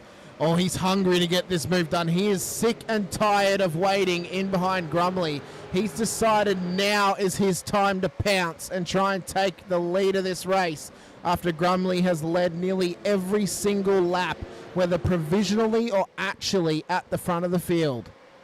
There was a little bit of a lean on the inside. You could see the SLS car get out of shape there. That was absolute beautiful footage and car control by Steve Grumley and Jason Spriggs. There was just enough room. He is determined, is Jason Spriggs, to have a look up there. But Bush, he's not too far on the locked-on racing car. We have not seen it on the podium all season up there, and it's looking absolutely beautiful. And he's got Scholes just behind him with the... correct me again, 801 Sim Racing Team, AJR, P5, P6, they're right there too. Well, what a moment this will be for Jeremy Bush if he were to get this car on the podium. I have a feeling, Scotty, it may be similar to when Ullman took his first win. If he gets this thing in P3, I think we just have to give him driver of the day as Ricky Hyde is off the track down at turn 7. And he is trundling off the kitty litter at the moment, so he's had a moment down there.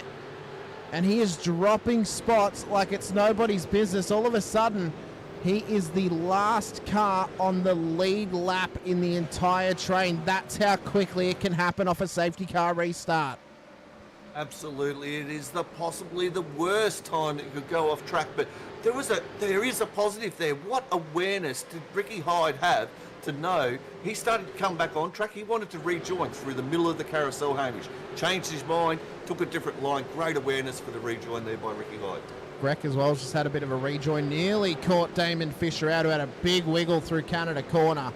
but now they're starting to settle back into their rhythms. But this is the disjointedness of this circuit. You get into your rhythm, all of a sudden that gets absolutely swindled out of your hands, and you go hard reset mode. You try and get back into the rhythm. You've been hitting your markers all race long, and after all that, you've got a 10-lap sprint to the end, and you're just trying to make it to that checkered flag. But one driver that isn't is Jason Spriggs, who is hungry to get his first win of the season and stop Grumley from continuing to be the only multi-time winner here in season 21.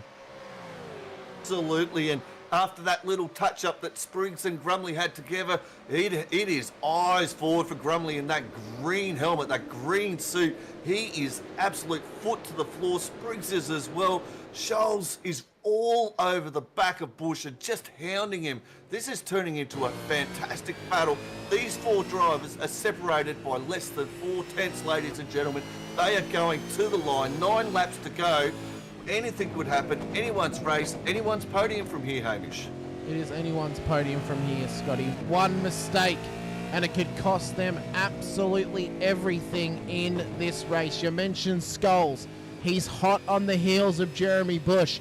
I have a feeling this might be Jeremy Bush's first split 2 podium in either of all time or in a long time. I cannot remember the last time that Locked On Lads car was on the podium here in split 2, and this would be an exceptional performance if he can get this done.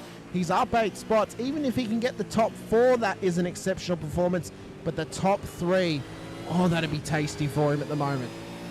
Oh, it'd be tasty. It'd be worth a Chubby Buns nomination for sure, Hamish. But I tell you what, I don't think Scholes is going to make it any easy for him. He's going to have to drive these last 9 laps absolutely on the limit, eyes forward, and the draft here, not make a mistake, don't let it come into effect, and stay in the draft to Spriggs is his best opportunity. Well, he has to beat a driver who is in the top 3 of all-time split 2 champions. There is only 2 drivers ahead of Matt Scholes on that list, Steve Kennedy and Rick Sibra.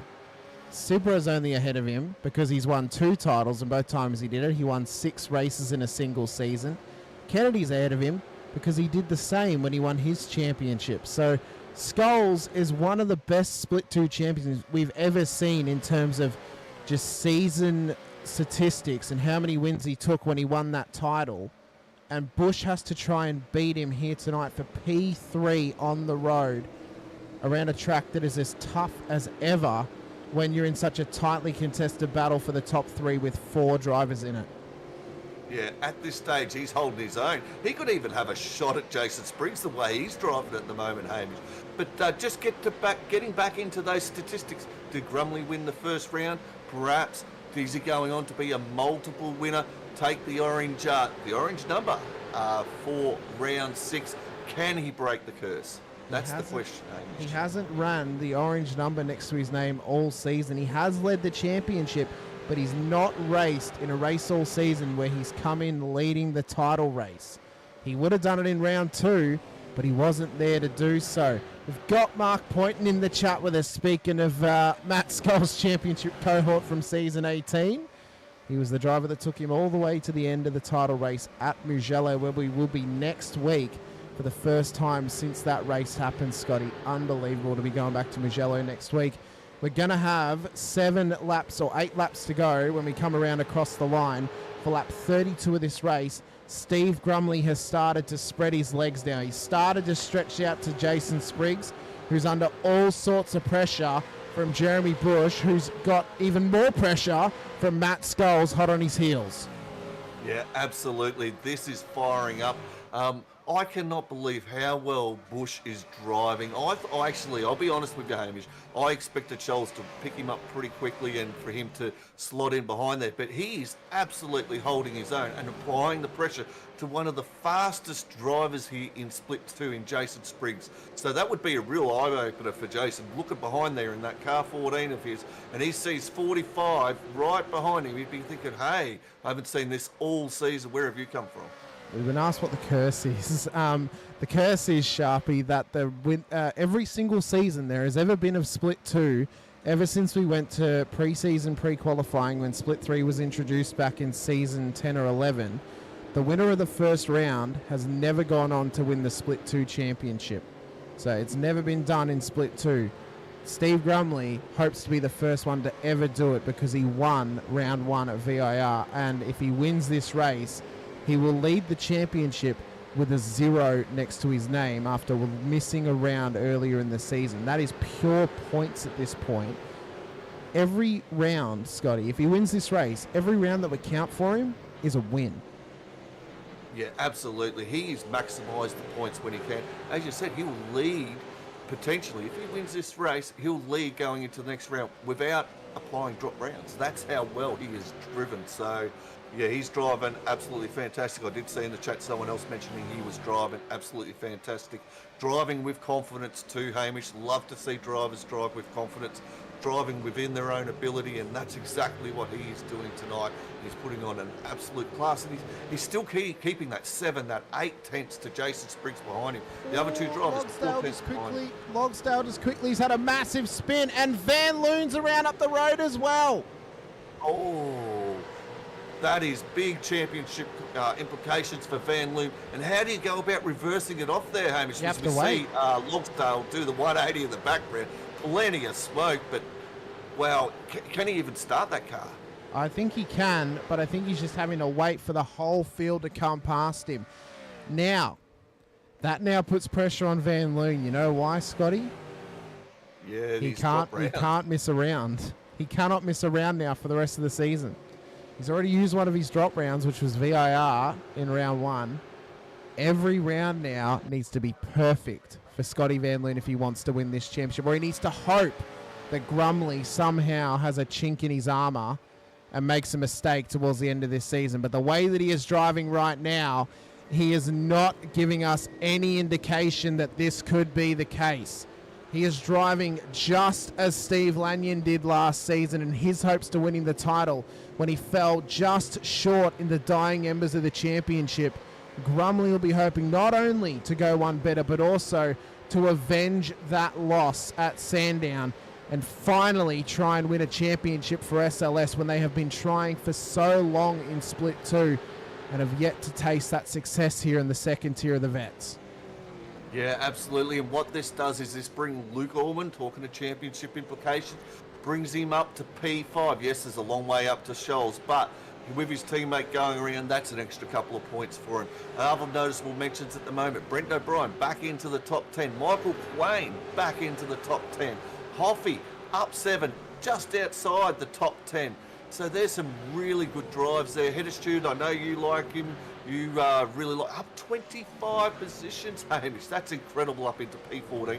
Got a bit of a train behind him, but I think he's done some overtaking to get there. I still believe that Simon Hedderstute is the best driver in Split 2 to never win the title. I still do. Grumley, though, could make the case at the moment. So could Lanyon. Lanyon could also make that case as well. I just think that Hedderstute, he's got all the tools in the toolbox to do it. He just has never been able to put a full season together.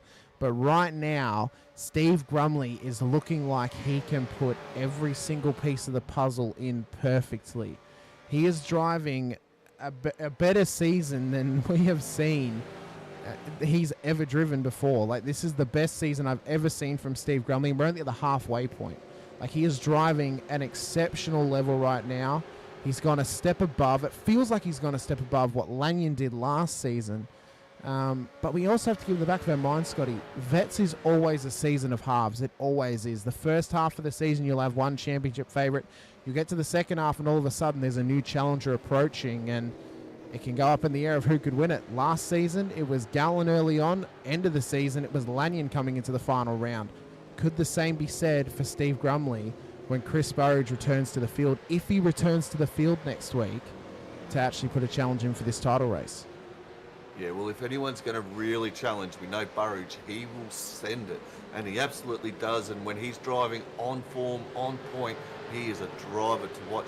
But, there has to be more said about Steve Grumley and the way he's gone about it tonight. He's kept these drivers in the draft because of his outright pace. Like, they haven't been able to really look at capitalising this draft to be able to get on him, pressure him. He's been able to maintain that half a second, that 0.7th of a second. Yes, Jason Spriggs has made up 2/3 on Grumley over the last couple of laps, and a lot of that would have been draft, but Grumley's outright pace is faster than any of these top four at the moment. Yeah, last lap he ran a slightly slower lap time, but that's based on the fact these guys are in the tow. There's a little bit of gap between him and them, so they're actually being able to get the benefit of the tow on their lap times. He's running raw mid 206s. Like, these are properly quick laps without any tow on the front of his car. So he is pushing this thing to its absolute limits. The tyres do not look like they are going off at all. We have 5 laps to go. The top 4 is separated by less than 1.5 seconds at the moment from Grumley back to Scholes, as O'Brien has had to come back into the pit lane. Could this be a drive-through penalty for something, Scotty? Or is it a pit stop? This absolutely has to be a drive-through. There would be no way in my mind Brenton would be pitting now. Gee whiz, I wouldn't want to be in that voice channel quite right now, Hamish. I can tell you it would be alive with a few fireworks. Well, Minogue is also in. So from one end of the field where there's an SLS car, we go to the other end with Minogue driving through the lane, and O'Brien did have to commit to a drive-through penalty. Unsure what it was 15. For. Lap 15, did you say? Is that 15 incident points? Oh, maybe actually. Oh, that's a good point. He might only have 2 more incident points before a DSQ pops up. He's got 4.5, 5 laps to get around, not break 2 incident points. That's so easy to do. So easy to get 2 incident points. It is. Yeah, I mean, there's nothing on the penalties from race control saying that was to him for an incident. That there, I think, could be 15 incident points, which, with the kind of race that he's been having, Scotty, it does make sense. But that, again, that's one thing we've got to think about now is who's on 15, who's close to 15, who's within 4 of 17. Because if they have any car contact at all, they're going to get disqualified and they're going to be out of this race.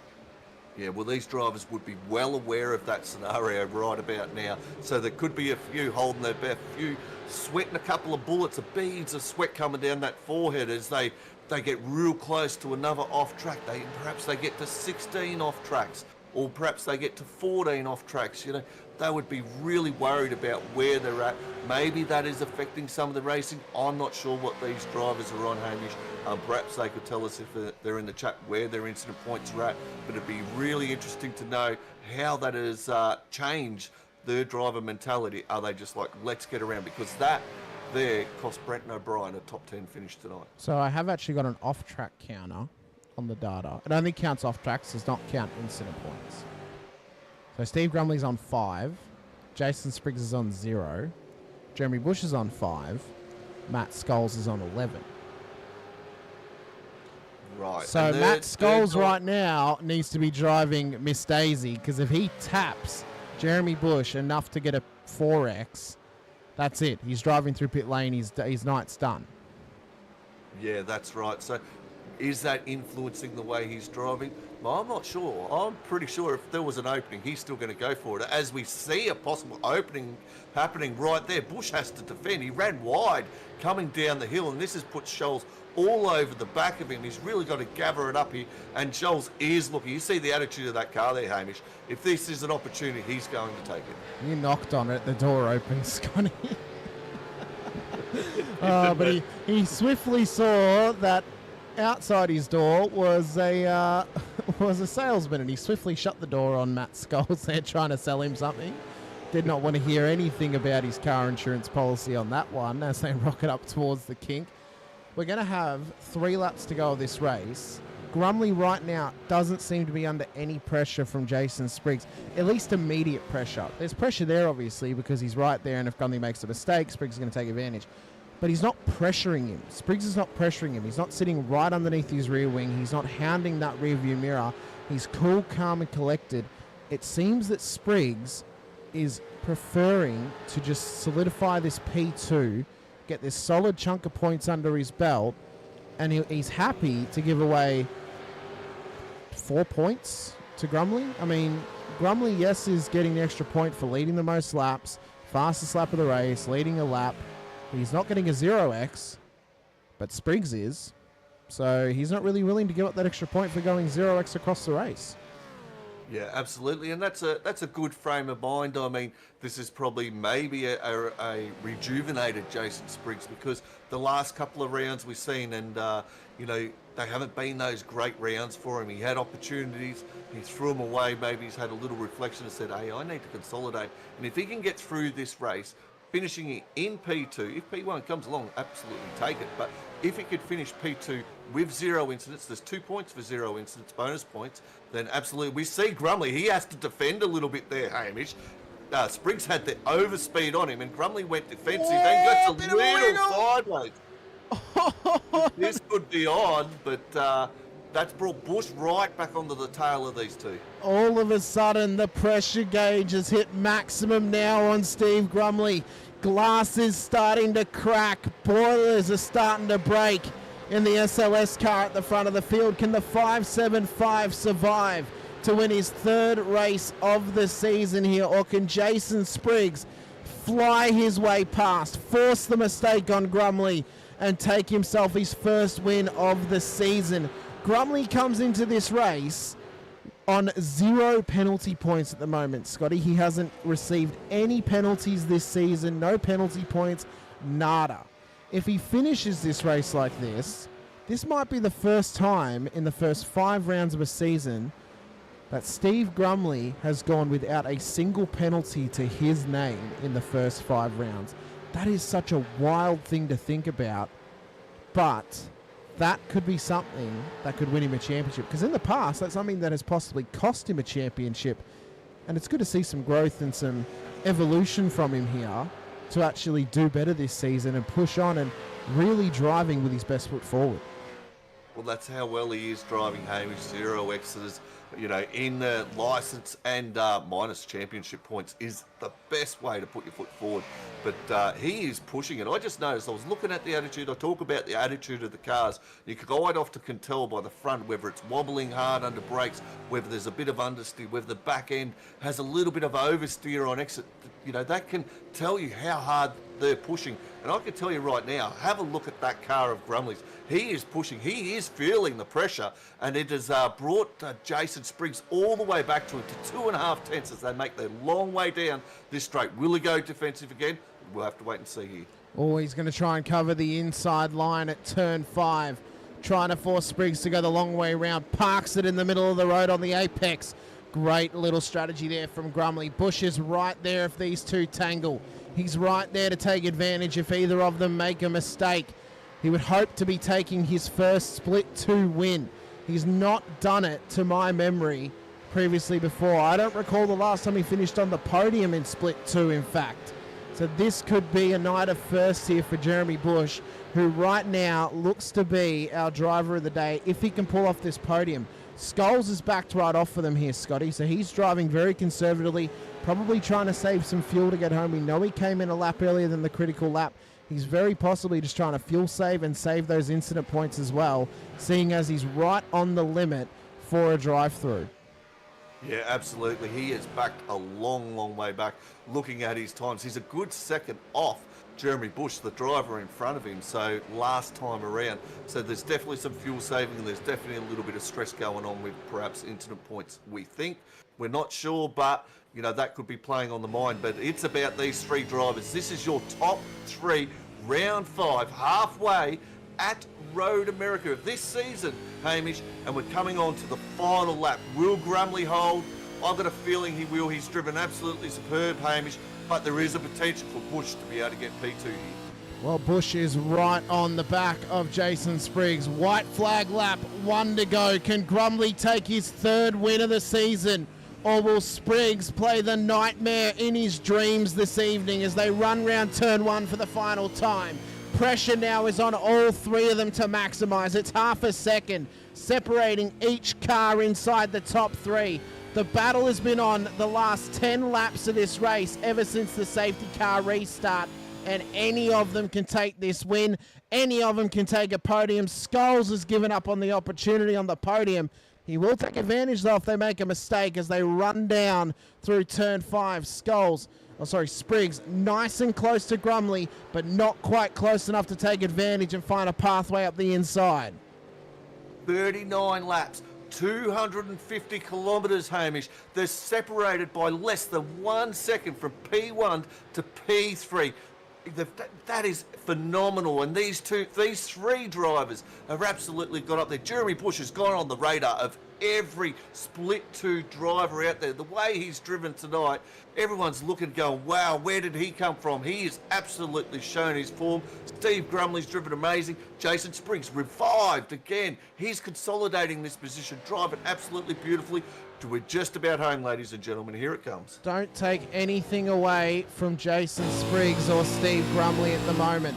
They've both driven absolutely exceptionally. When we say that Bush is our driver of the day at the moment, it's because we expect Spriggs and Grumley to be here. This is an exceptional performance from both of them, but this is even more exceptional for Bush if he can get this done. As we run up through Thunder Valley now for the final time, Spriggs is nowhere near Grumley up at turn 14. Round the final corner we come, and after a perfect run home for him, he's going to rocket up towards the finish line for his 3rd win of the season. Steve Grumley takes home the race win for round 5 of season 21 of the Vets. Spriggs home in P2. Jeremy Bush comes home in an incredible P3 for Locked On Lads Racing. Skulls will consolidate with P4, and Almond will move to P2 in the championship after a top 5 finish here tonight. Clifton, Caparona, Sheriff's Quain and Hoffman making up your top 10. Absolutely fantastic race for the podium there, Hamish, as we get Scotty Weston in P11, Todd Duggan in P12, Jason Schooler up 23 positions into P13, Simon Hedderschild up 26 into P14, noticeable mention Peter Latham made good gains to P15, Brett Fisher from Shadow Racing. Is it Shadow Racing? You think he still is Shadow Racing, Hamish? P16, Vigar 17, Baxter up 11 into 18, Matthew Stalls up 11 as well into 19, and Brett Taylor up 4 positions, round out your 20 tonight, ladies and gentlemen. Adrian Zeal, Ricky Hyde, Richard Barella, Reese DeGoey, Brenton O'Brien, Sean Vandermill and Stacey Boyd, Stephen Greck, Brian Minogue, Wayne Shepherd, Dean Logsdale, Scotty Van Loon making up your final finishes of the race. Fisher, Burns, Sipple, Davis, Farrington, Haynes, Crow did not make, Burns did make the checkered flag in the end of this race. But Steve Grumley takes his 3rd win of the season. He now moves to the top of the championship standings on 725 points. Out of every single race he's run this season, Scotty, he's had a top 5. 3 of them have been wins. And for his 2 drop rounds across the first 5 rounds, every race that will be counted in his championship tally, if it were to end right now, would all be wins. No one else is in that position. He is driven absolutely superbly, and you could see the way he's driving, Hamish. It is a different Steve Grumley this season. He's focused, he's committed, he's consolidated results where he's led the whole race basically tonight at Road America, which is incredible to do when you're under so much pressure, where you're keeping drivers in the draft. You have to be on it lap after lap, not make big mistakes. He didn't make any of them, and he found himself in a P1. Before I finish up with that, geez, there's some noticeable mentions of disappointment. Dean Logstall, he was up into a P3 position, Hamish. He found himself down in the P31 in the end. Scotty Van Loon, a title contender, be very disappointed with tonight. He found himself down into P32 after making very big gains, just couldn't finish it off late in the race. There are benefits that he can take from this race, though. He had great pace. He ran around about the top 10 for the majority of the way, and he is still a championship contender, but he does have to race a perfect season now until the very end at Bathurst if Van Loon hopes to win this Split 2 title. It's going to be incredibly difficult for him to do it, as we will get some B-roll going for you now of our front runners as we will have a quick chat to them if they are in the green room here tonight and ready for a chat with us, of course. But I think first of all, Scotty, I mean, what a race. I mean, we have to take a breath. There was an exceptional run home from a lot of these drivers here this evening, but we got to give him a shout out. Our driver of the day, I think you will wholeheartedly agree, has to be of Locked On Lads Racing. It has to be Jeremy Bush. Yeah, absolutely. This is a breakout race for Jeremy Bush in that number 45 Locked On Lads racing car. Came from nowhere, Hamish. Absolutely caught me by surprise.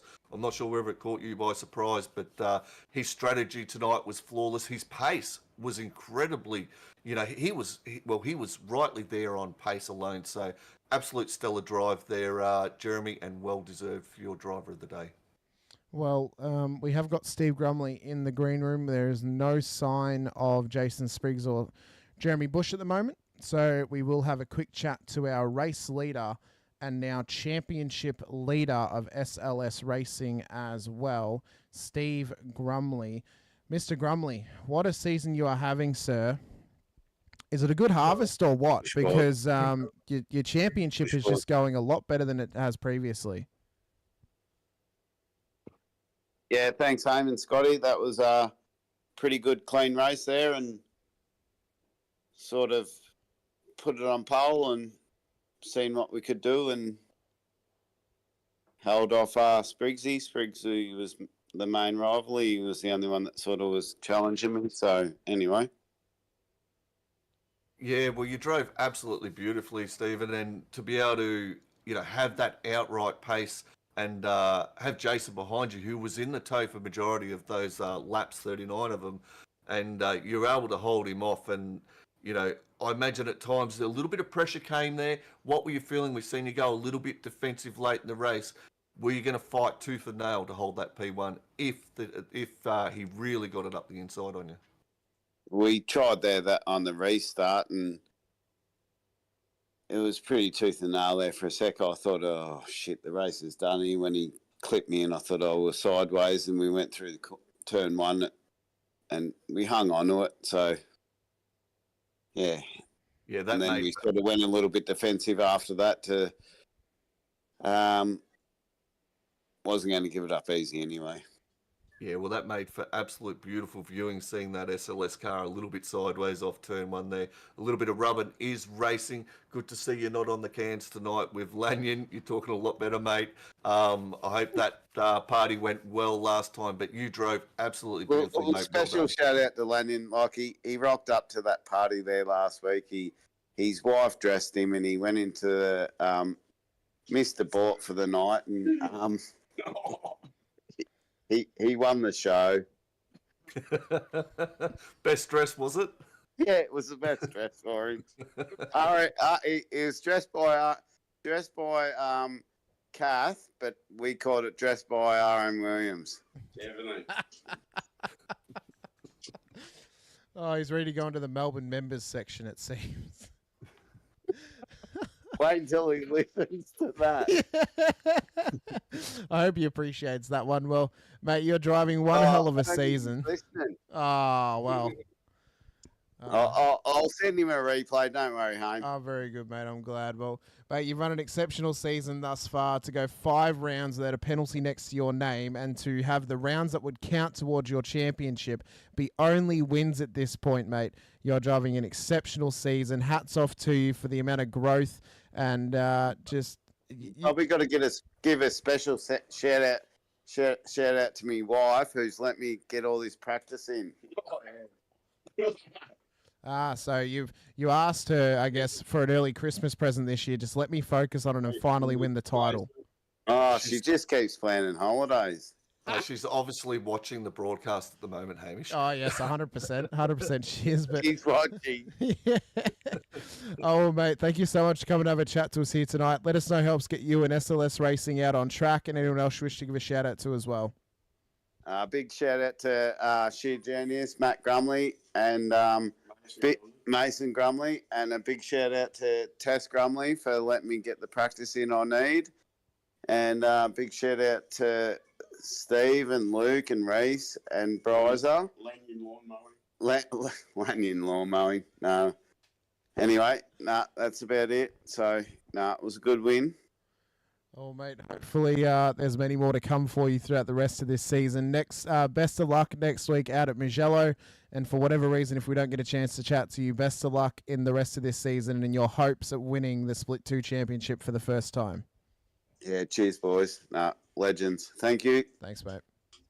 Bye. Well, Hamish, isn't it great that people get their wives, their family involved? And big shout out to Tez for giving Stephen the opportunity to be racing here in the V8 Vets, because I know what family life is like, and he is absolutely getting the practice in. It's showing off on race day. But thank you very much to all those that are watching. That include their family. My partner, she likes to get involved at time, watches the replay broadcast with me as well, and I hope everyone else does as well. It's great. Mate, I was going to say, do you remember to thank your wife whenever you take a win? No, I don't. And I got asked once by her, did you thank me? I think it was last season's championship. And I said, no, honey, I came in here to thank you personally. But it was, I should, and we should definitely recognise them a lot more often, because they do make sacrifices for us while we're in here on the sim, chatting and having fun and racing as hard as we can. Well, I mean, keeping the kids in line and entertained whilst you're away is a bonus. I think everyone would be thankful for of their partners, whether it's their wives or their husbands or anyone in between as well. But Scotty, this has been one hell of a race to call with you once again, mate. 250 Ks around Road America. We're past the halfway point of the season now. We head out to Europe next week for Mugello, where it was absolute fireworks last time we were there. This time it could be an absolute stellar show for us, a real show stealer for this season. I'm so looking forward to getting out there and seeing how these drivers do it, and see who takes the win when we head off the American soil for once and head over to the European soil. Yeah, Mugello is an absolute cracking track. We've been there once before. Probably haven't driven it as much as I would have liked in the V8s. I think it opens itself up to fantastic racing in the V8s, especially enduro-style racing in the V8s, because strategy will play a major factor at Mugello due to the drafts, due to the long straights, the flowing corners, and how you go about it. So really looking forward to this round coming up, round 6, Hamish. Gee whiz, we're past halfway. Can you believe it? Looking forward to it, and absolutely looking forward to seeing how the Split 2 guys adapt to that track and where they come out, because they're in some defining moments of their championship right now. Well, we're on the second page of the championship calendar now, folks. Mugello next week, Aragon, and then Motegi for our night race, Portimao, and then Bathurst for 300 Ks to round out the season. This is going to be one hell of an end to the championship. You do not want to miss any of it, so be sure to hit the like button and the subscribe, as well as the bell icon here on the V8 Veterans YouTube channel, so you're notified whenever we go racing here with the Split 4 action on Friday nights at 9 p.m. Australian Eastern Daylight Savings Time, the Split 3 action at 8:30 p.m. New Zealand Standard Time, or 6:30 p.m. Australian Eastern Daylight Savings Time, and as well the Split 2 broadcast Saturday nights 8:30 p.m. Australian Eastern Daylight Savings Time. It's been an absolute pleasure to call the action once again. We need to give a massive shout out to all of our series sponsors: Racecraft Simulations, the title sponsors of the series, as well to Logitech G, Parramatta Isuzu Ute, Play One Sim Gear, Nova Simsports, Südspeed Gloves, LGC Images, and as well to Chubby Buns Burgers for their Driver of the Day award, which has gone to Locked On Lads Racing's Jeremy Bush here this evening. I've been Hamish Munro alongside the 5-time Split 1 champion Scotty Gamble, once again bringing you all the action here through sight and sound via Infinity Broadcasting. But until next time, we hope you stay safe. We hope you drive hard. We look forward to seeing how you go next week in Mugello. But until then, bye for now.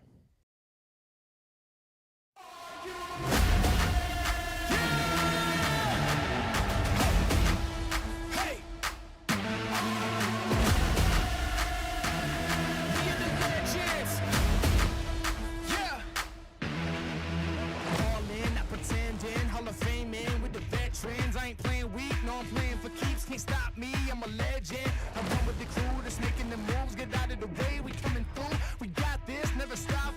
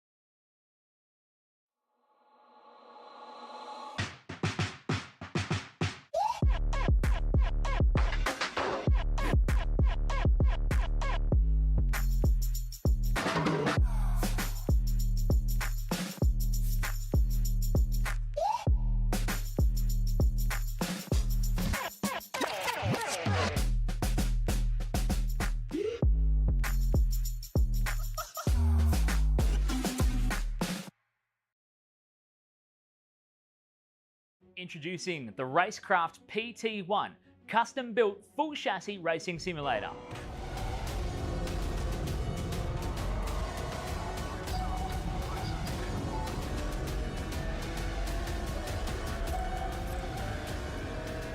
The design project, codenamed The Cage, an 80/40 extrusion chassis sitting on top of a Sigma Integrale DK2 Plus 4-point full motion actuator system. No compromises in the cockpit of the PT1 simulator. To maximize the experience, we start with the 49-inch ultra-wide monitor for the greatest field of view in a small footprint of the simulator, down to the SimuCube wheelbase that's tucked up and behind the monitors with SimCore extensions to get things out of the driving area. Everything is connected to a Cube Controls GTX steering wheel with the built-in dash and all the extra button functions available at your fingertips. Driving through the Raceworks S1 pedals, the potentiometer throttle and the 2 hydraulic pedals for brake and clutch ensures you maximize the feel underfoot, and seating yourself into an OMP HTER bucket racing seat with OMP belts connected to a G-belt tensioner to provide that extra feeling and the heightened experience while you're driving. Additional interfaces and accessories in the PT1, we have twin butt kickers, one on either side of the OMP seat, as well as a Jinx sequential shifter, the SimPush Race Logic timer to the left-hand side, a Racecraft built-in WinSim kit with Philips Hue lighting and a built-in soundbar, plus the OMP side net to finish off the experience in the PT1. The Racecraft PT1, build number 1, the ultimate in sim racing experience, combining the best products in the market with the passionate, no-compromise approach that goes beyond racing simulation.